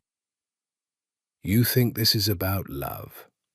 Alessandro, listen to me carefully, because I am only going to explain this once." He leaned forward as far as his diminished body would allow. "That child, a Moretti Bianchi child, is the single most valuable piece of leverage either family has held against the other in 2 generations. If we return the girl and the child to Matteo out of some sentimental gesture, we hand him nothing but a symbol of our weakness. But if we keep her here, under our protection, raise that child within this family." His eyes glittered with an old, familiar hunger for advantage. "We hold a blood claim that could finally force Matteo Moretti to kneel. A grandchild he cannot bring himself to destroy, held by the enemy. Do you understand what that means for us?" "She is not a bargaining chip," Alessandro said, low and furious, "and neither is our child. I will not use either of them as leverage against her father, no matter what advantage it might buy this family." "Then you are a fool," Salvatore said, "and a weaker man than I raised you to be." His voice hardened into something absolute. "I am giving you an order, Alessandro. Bring the girl here. She will be protected. She will be cared for. I am not a monster, whatever you think of me. But she and the child will remain under this family's control until this war is settled on our terms. If you refuse—" "If I refuse what?" Alessandro stood, something cold and final settling into his voice. "You'll disown me? Strip my position?" "Father, I have run this family's operations for 2 years while you recovered. The men answer to me now, not to you. You built an empire on fear and blood feuds that have cost this family as much as they've cost the Morettis, and I am done inheriting a war neither of us started. Sophia and our child are not weapons. I will not deliver them to you or to anyone else." Salvatore's face had gone a dangerous shade of red, and for a moment Alessandro feared the confrontation might trigger another stroke, might end this argument in a way neither of them wanted. But the old man mastered himself, breathing slow and deliberate, and when he spoke again, his voice had dropped into something quieter and infinitely more dangerous. "You misunderstand me, Alessandro," he said softly. "I was giving you the courtesy of an order because you are my son. But I did not survive 40 years in this business by relying on courtesy when it fails." His eyes met his son's, cold and unblinking. "I already know where the property is. I have known for 3 days. I was simply waiting to see whether you would bring her to me willingly, or whether I would need to send men to collect her myself." The floor seemed to drop out from beneath Alessandro's feet. "You wouldn't," he said, though even as he said it, he knew, with the particular horror of a son finally seeing his father clearly for the first time, that he absolutely would. Alessandro broke every traffic law he knew driving back to the farmhouse, his phone pressed to his ear, Enzo's voice tight with alarm on the other end. "How long ago did your father find the location?" Enzo asked. "He said 3 days. I don't know if he's bluffing to provoke a reaction, but I can't afford to assume he is." Alessandro's knuckles were white on the steering wheel, the city lights blurring past as he pushed the car faster than was strictly safe. "Get every man we have moving toward the farmhouse, now. If my father sends anyone before I get there—" "I'm already on it," Enzo said. "But Alessandro, if Salvatore really has known for 3 days and hasn't acted yet, that tells you something. He wanted to give you the chance to hand her over willingly first. That means he still believes he can control this without violence. The moment you refused him tonight, that calculation may have changed." Alessandro's stomach twisted with a fear he hadn't felt since childhood. Not fear for himself, but the deeper, more helpless fear of a man racing against a danger he might not reach in time. "Call the farmhouse, now. Tell my men to move Sophia to the secondary location immediately. No explanation needed, just move her. He drove the next 40 minutes in a state of controlled panic he had never before experienced. Every mile marker feeling like an eternity, every red light a small betrayal of time he didn't have. When he finally turned onto the long gravel drive, headlights sweeping across the tree line, his heart seized at the sight of an unfamiliar car parked at odd angles near the farmhouse's front porch, its doors hanging open. He was out of his own car before it had fully stopped, weapon drawn from habit more than conscious decision, moving toward the house with the particular deadly focus he had spent his whole life training for and had never before had to use for someone, this personal. The front door hung open. Inside, he found one of his own men on the floor, unconscious but breathing, a gash above his eyebrow already swelling. His second man stood in the kitchen doorway, weapon still drawn, breathing hard. "Where is she?" Alessandro said, and his voice didn't sound like his own. "She's safe," the man said quickly, seeing the barely restrained violence in his employer's face. "Two of your father's men came 15 minutes ago. Marco fought them off long enough for us to get her out the back through the tree line before they could reach the house. She's with Rossi, moving toward the secondary location on foot. I stayed to secure this one." He gestured at the wounded man. "The intruders left when they realized they'd lost her.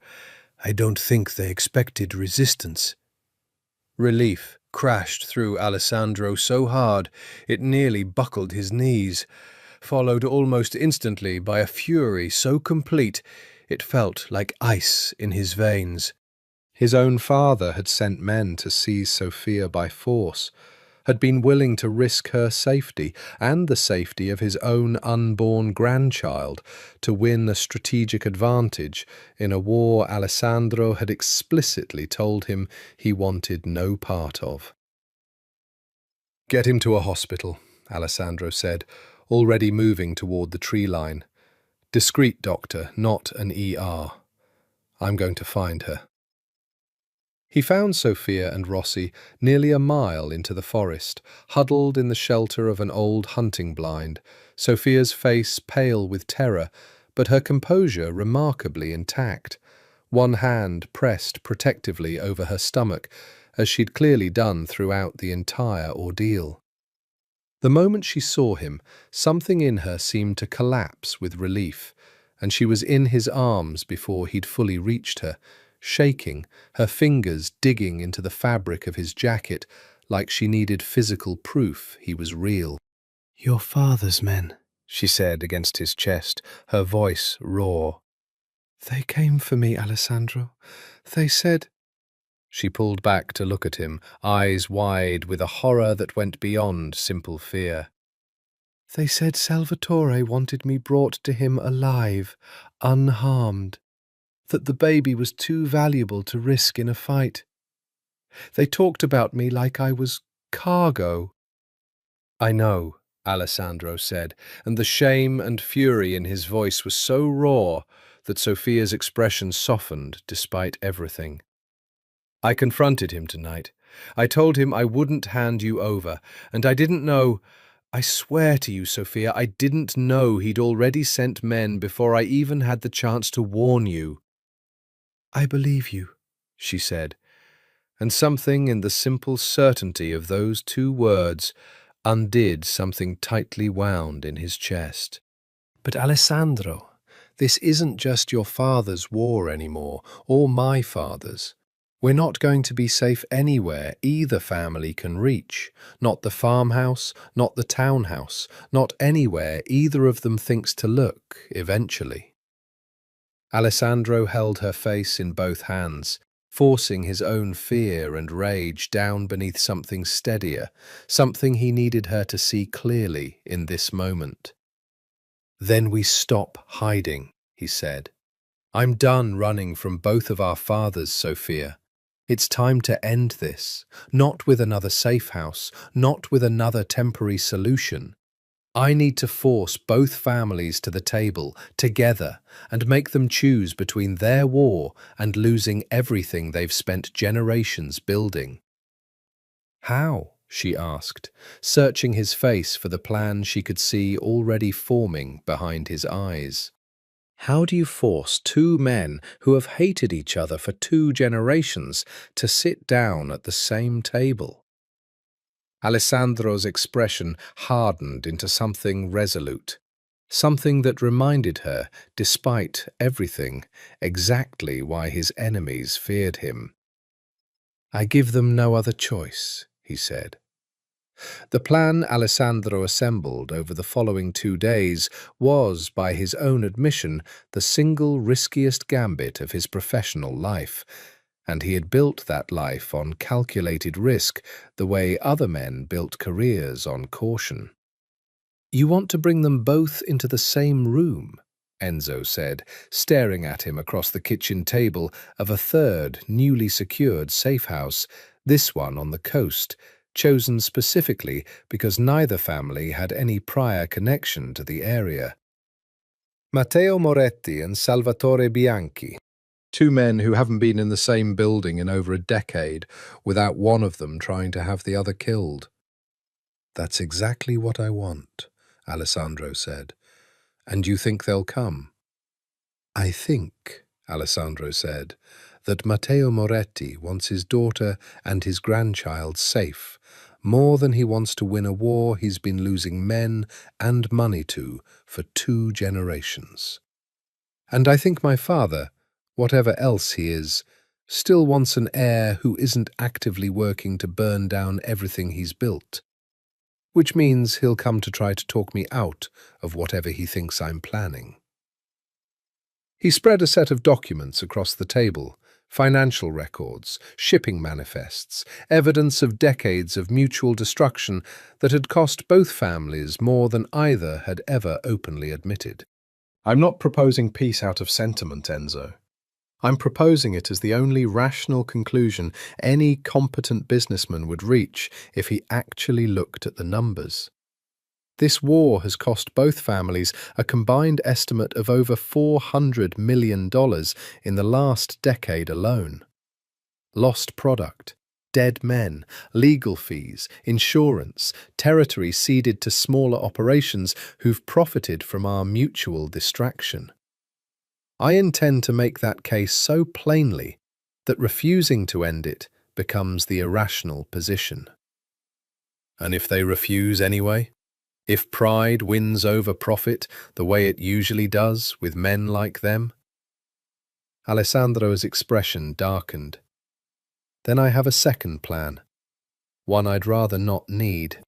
Sophia, who had been listening from the doorway with a hand resting on the curve of her stomach, more visible now, 3 months along, a fact that made the stakes of everything feel more urgently real with each passing week, stepped into the room. Tell him the second plan, she said quietly. Alessandra's jaw tightened. If they refuse to negotiate, I go public. Every piece of evidence in these files, money laundering routes, illegal shipments, the names of officials on both payrolls, goes to federal prosecutors and select journalists simultaneously, timed to implicate both families equally. Mutually assured destruction. If neither of them will choose peace, I make sure neither of them survives war either. Not through violence, but through exposure. Everything they've built, gone, in exchange for stubbornness. The room went very quiet. You'd destroy your own family's empire, Enzo said slowly, to force a peace neither of them wants. I'd destroy an empire built on my mother's grave and my uncle's blood and 2 generations of men who died for a grudge neither Matteo Moretti nor my father can even fully explain anymore, Alessandro said, something old and weary moving beneath the steel in his voice. I'm not interested in inheriting that, Enzo. Not anymore. I want my child to inherit something worth having.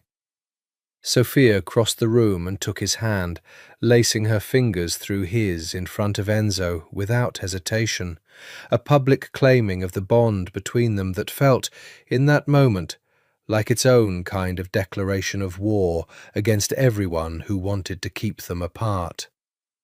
"I'll go with you," she said.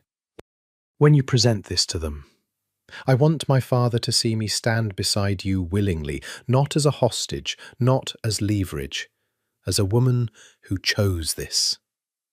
"It's dangerous," Alessandro said. "Both of them in the same room, both of them capable of violence if this goes wrong. I've spent my whole life watching men decide things about my future in rooms I wasn't allowed into," Sophia said, steel entering her own voice now.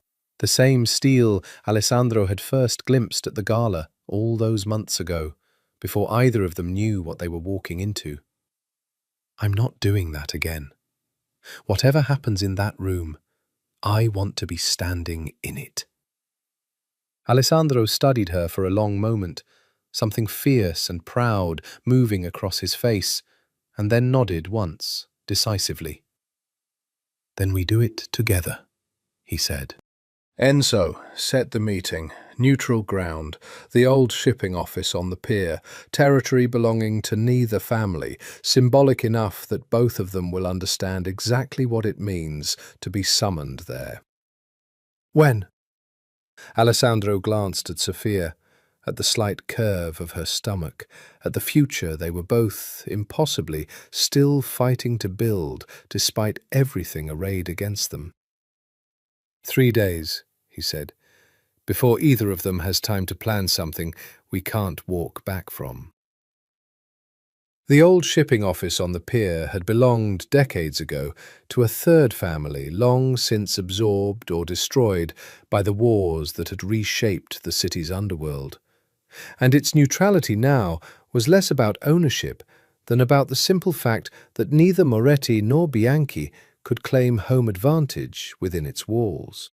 Alessandro had chosen it deliberately for exactly that reason, and as he stood in the cavernous, half-empty warehouse space on the appointed evening, watching 2 black convoys arrive from opposite ends of the pier within minutes of each other, he felt the full weight of the gamble settle onto his shoulders.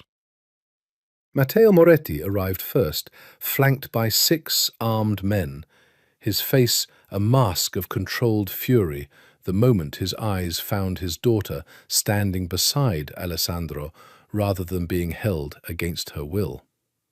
Which Alessandro understood, watching the old man's expression flicker with confusion and then something like grief, had been precisely the scenario Matteo had convinced himself was true. "Sophia!" Her father's voice cracked, just slightly, on her name. "You're standing beside him. Willingly." "I am, Papa." Sophia's voice was steady, though Alessandro could feel the tension radiating off her, could see her hand tighten fractionally around his own. "No one is holding me here. I came because I want this war to end, and because I love this man, and because our child deserves a future that doesn't require either of you to keep bleeding for a fight that started before either of us was born."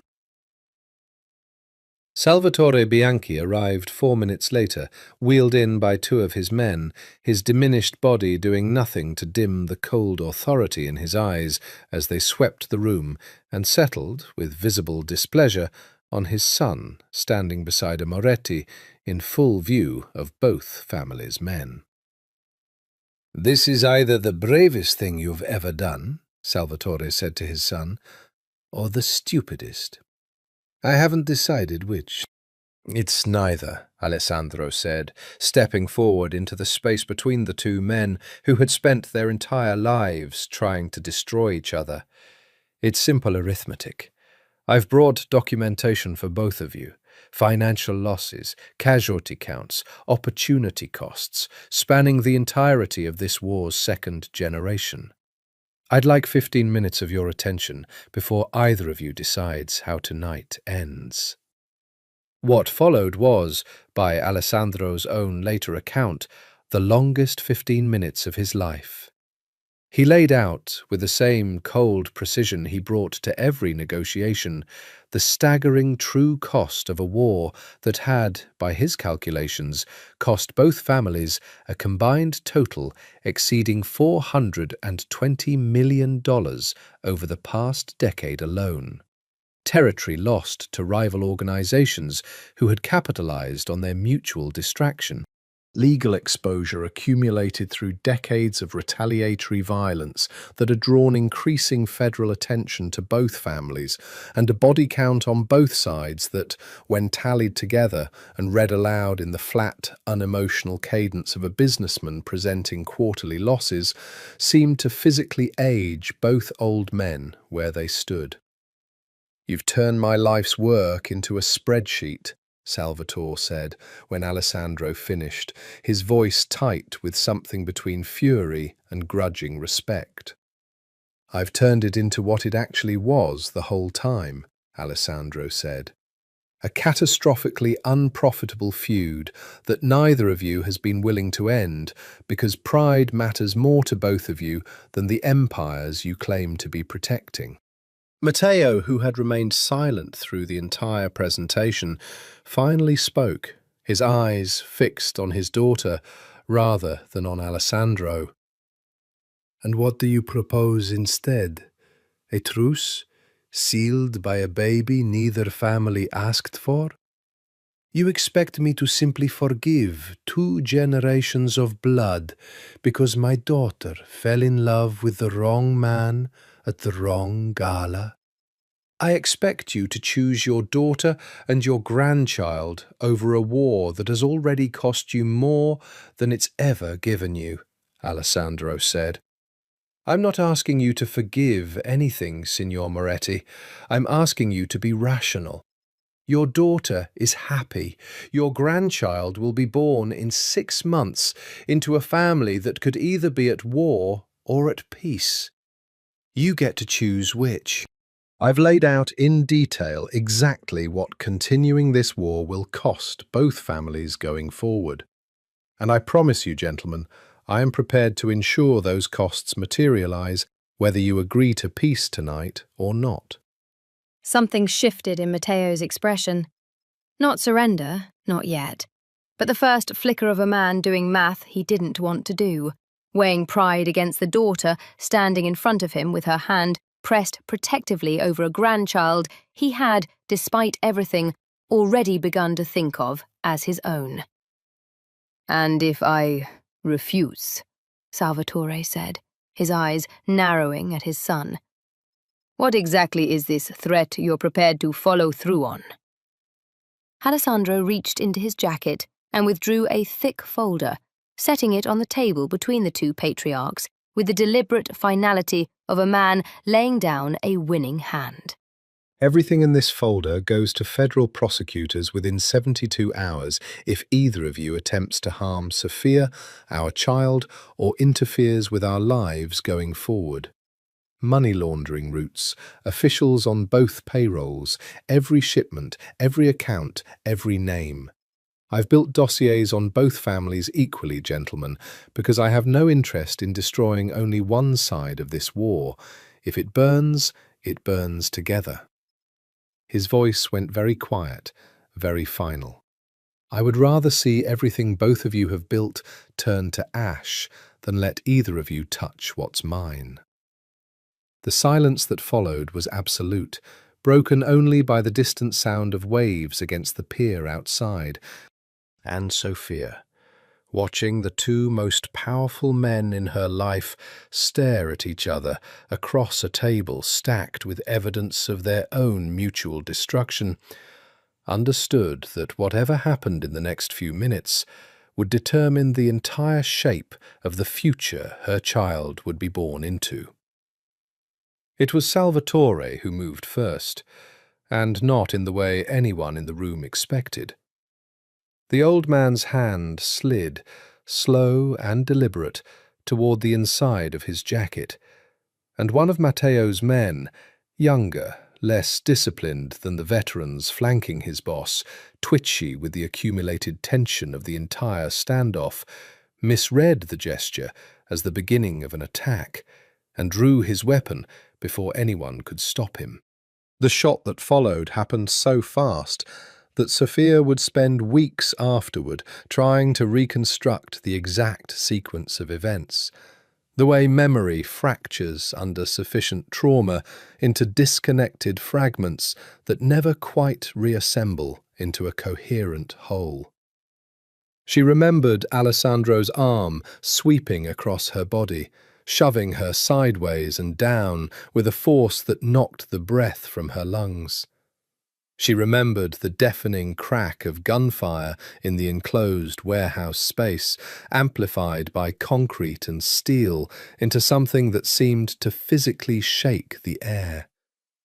She remembered Matteo Moretti shouting something in Italian, furious and terrified in equal measure, as his men moved to disarm their own overzealous colleague. She remembered, with a horror that would return to her in nightmares for months, Alessandro's body jerking as the bullet meant for no one in particular found him instead, having ricocheted off a steel support beam at an angle no one could have predicted. "Alessandro!" She was on her knees beside him before she'd consciously decided to move, her hands pressing uselessly against the spreading dark stain blooming across his side, her own protective instincts toward her unborn child momentarily eclipsed entirely by a terror more primal and absolute than anything she had ever experienced. He was conscious, his face gone pale and slick with sweat, but his eyes found hers with a clarity that terrified her more than unconsciousness would have. "I'm all right," he managed, though the words came out strained through gritted teeth. "Sophia, the baby. I'm fine. We're fine. Don't you dare worry about anything except staying awake," she said, her voice breaking despite her best efforts to sound steady, pressing harder against the wound as blood welled between her fingers. "Someone call an ambulance, now!" The warehouse erupted into controlled chaos, Enzo shouting orders, Salvatore's men and Matteo's men incredibly working together for the first time in either family's living memory to secure the perimeter and clear a path for emergency responders. The shared horror of the moment temporarily dissolving decades of enmity into something more urgent and human. Matteo Moretti himself knelt on Alessandro's other side, his face ashen, staring at the man he had spent months wanting dead, now bleeding out on the floor of a neutral warehouse because of his own man's mistake. "Stay with us," Matteo said gruffly, surprising everyone in the room, including himself, pressing his own jacket against the wound to help staunch the bleeding. "You hear me, Bianchi? You do not get to die on this floor after that speech about spreadsheets. My daughter would never forgive either of us." Alessandro's mouth curved, even through the pain, into something almost like a smile. "Didn't peg you," he managed weakly, "for a man who'd save my life."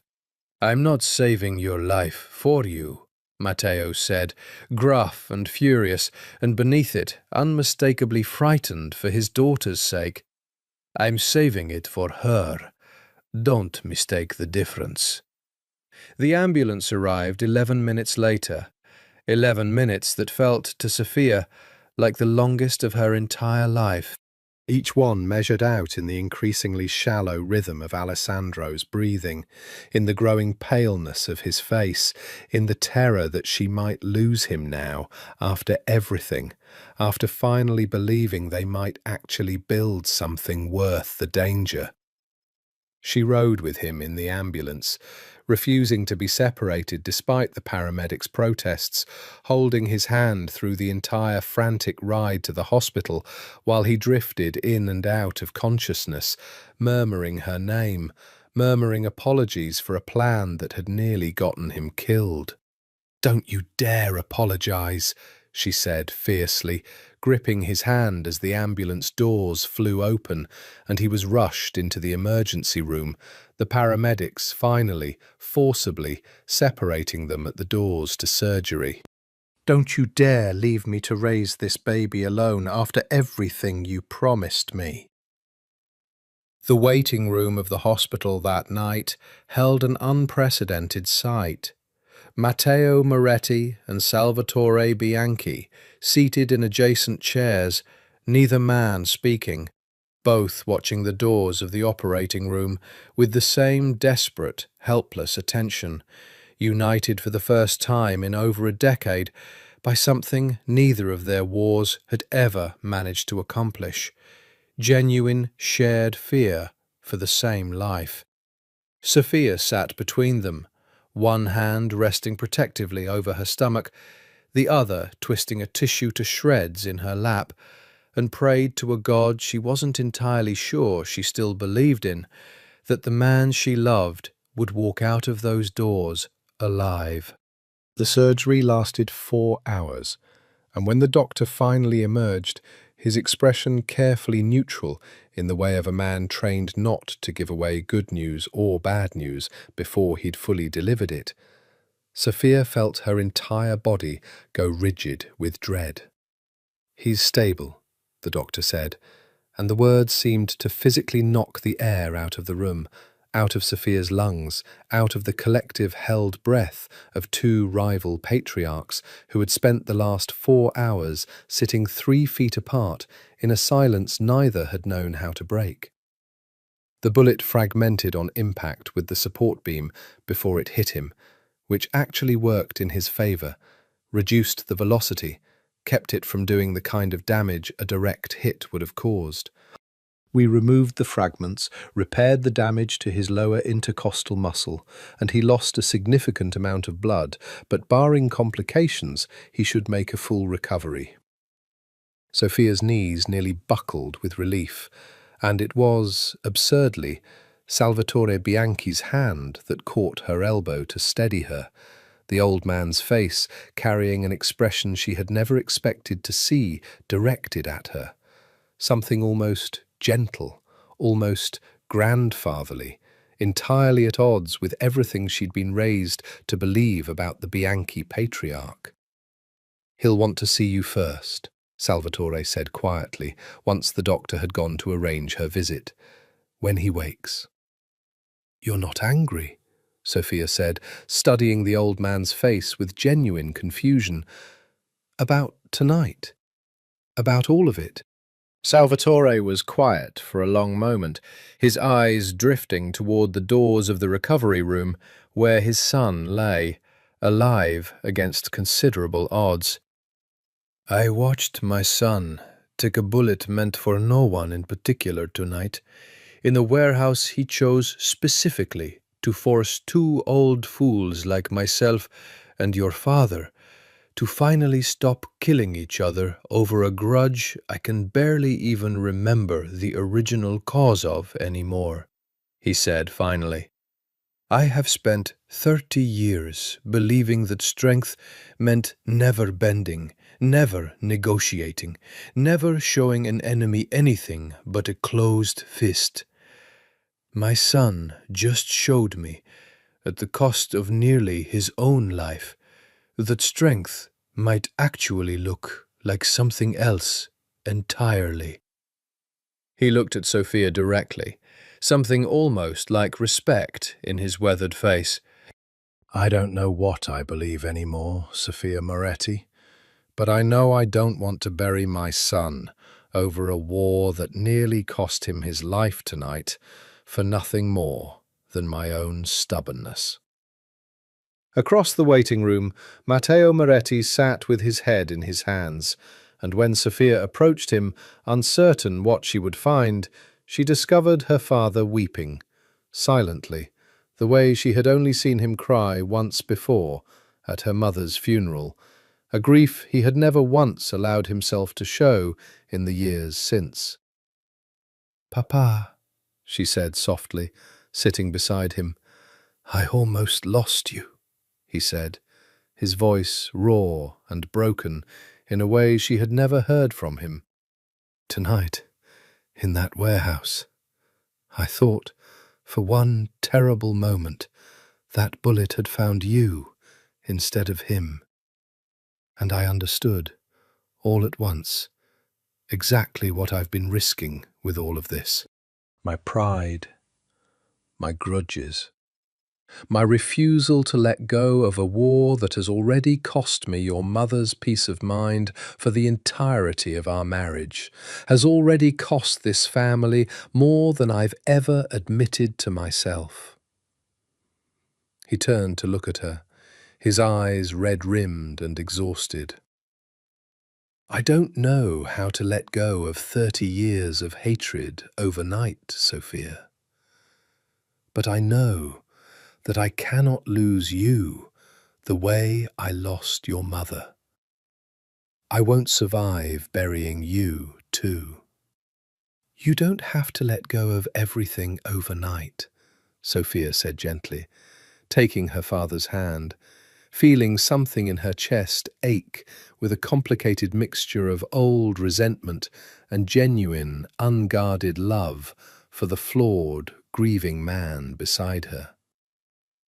"You just have to choose, every day, to try. That's all any of this requires, Papa. A choice, made new each morning, to want peace more than you want to be right." Matteo was quiet for a long moment, watching his daughter's face, seeing in it, perhaps for the first time in years, not just his heir or his responsibility, but simply his child, grown into a woman brave enough to choose love over the war she'd been raised inside of. "Your mother would have loved him," he said finally, unexpectedly, nodding toward the recovery room doors. "Not because he's a Bianchi, because he clearly loves you exactly the way she always wanted for you, completely, recklessly, without calculation." He squeezed her hand. "I think I could learn to see that too, given time." When Sophia was finally allowed into the recovery room, she found Alessandro pale and weak against the white hospital sheets, tubes and monitors surrounding him. But his eyes opened the moment she entered, finding her across the room with the same unwavering focus she remembered from the night of the gala, months and a lifetime ago. "You're alive," she said, crossing the room quickly, careful of the wires and tubes as she took his hand in both of hers. "Told you," he said, his voice rough but carrying a thread of dark humour. "Hard to kill." "Don't joke about this," she said, though she was laughing and crying simultaneously, an overwhelming release of every fear she'd carried through the longest night of her life. "You scared me half to death, Alessandro Bianchi. I thought I was going to have to raise this baby, telling it stories about a father it never got to meet." "Not going to happen," he said, his hand tightening weakly around hers. "I made you a promise, remember? Whatever it cost. I meant it then, and lying in this bed with a hole in my side, I still mean it now." His eyes softened, something achingly tender moving across his exhausted face. "Did it work? The warehouse? Did they agree to peace? Or did I nearly die for nothing?" Sophia smiled through her tears, thinking of her father's broken confession in the waiting room, of Salvatore's unexpected gentleness, of two old enemies sitting 3 feet apart for 4 hours, united by fear for the same life. "I think," she said softly, "you nearly died for exactly enough.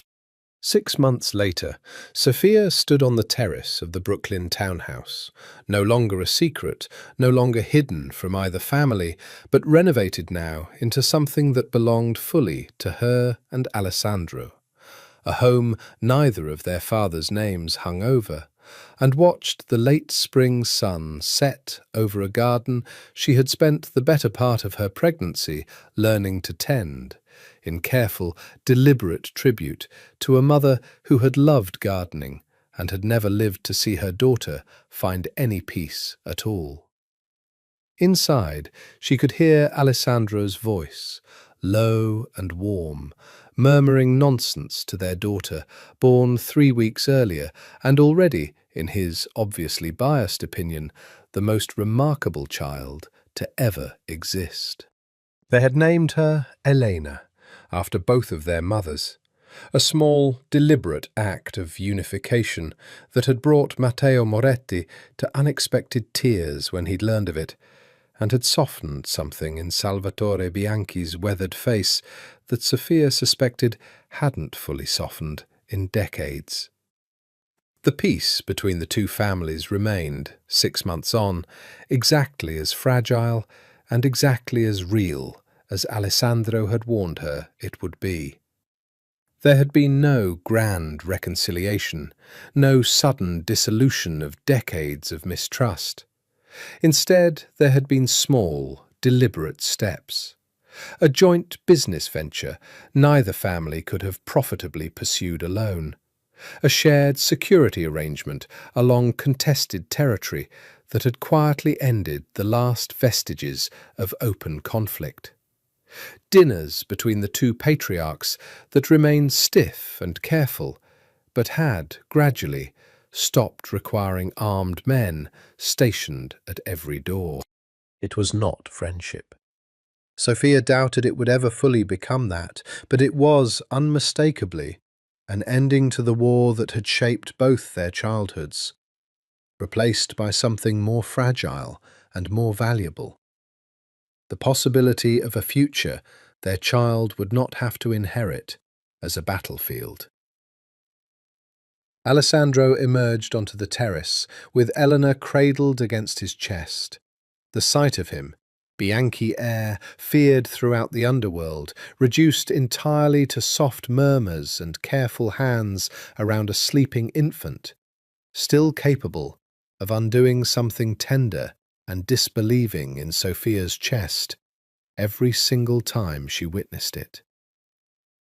"She's asleep," he said quietly, coming to stand beside her at the terrace railing, careful not to jostle their daughter. "Finally. I think she inherited your stubbornness about bedtime." "She inherited your inability to admit defeat," Sophia countered, smiling as she reached out to smooth a strand of dark hair away from Elena's sleeping face. "Your father called earlier, by the way. He wants to know if we'll bring her to the house this weekend.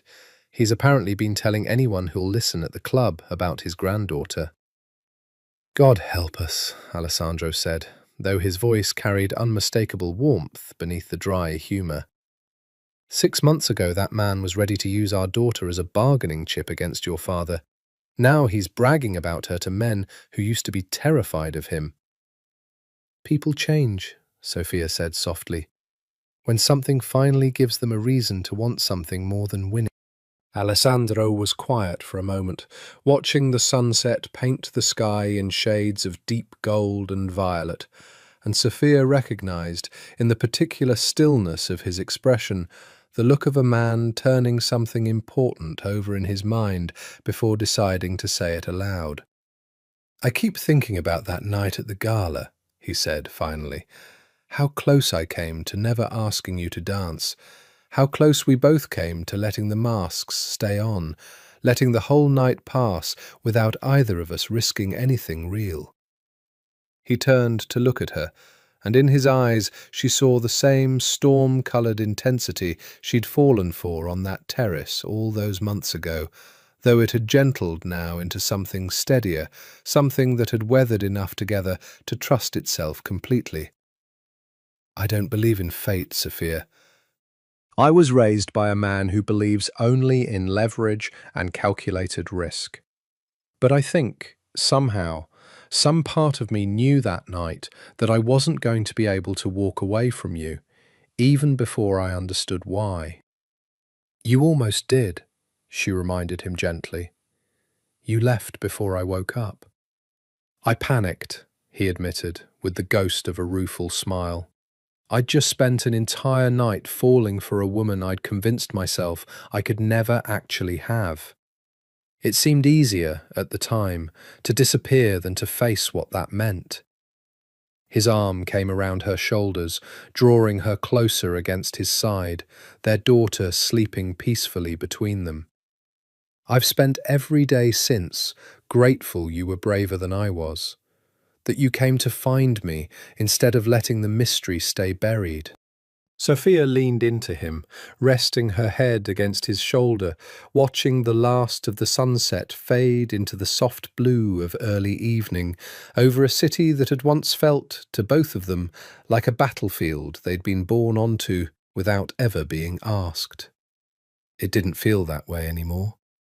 It felt, standing here with the man she loved and the daughter they'd made together, like the beginning of something neither family's history had ever managed to offer either of them.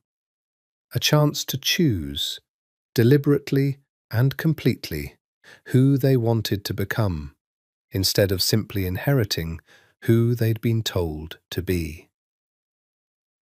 I love you, she said quietly, the words still capable, after everything, of feeling like a small miracle every time she said them aloud. Not the Bianchi heir, not the man my father warned me about. Just you. The one who cooks in his dead mother's kitchen and reads pregnancy books in secret and cried the first time he held our daughter, even though he'll deny it if you ever bring it up in front of Enzo.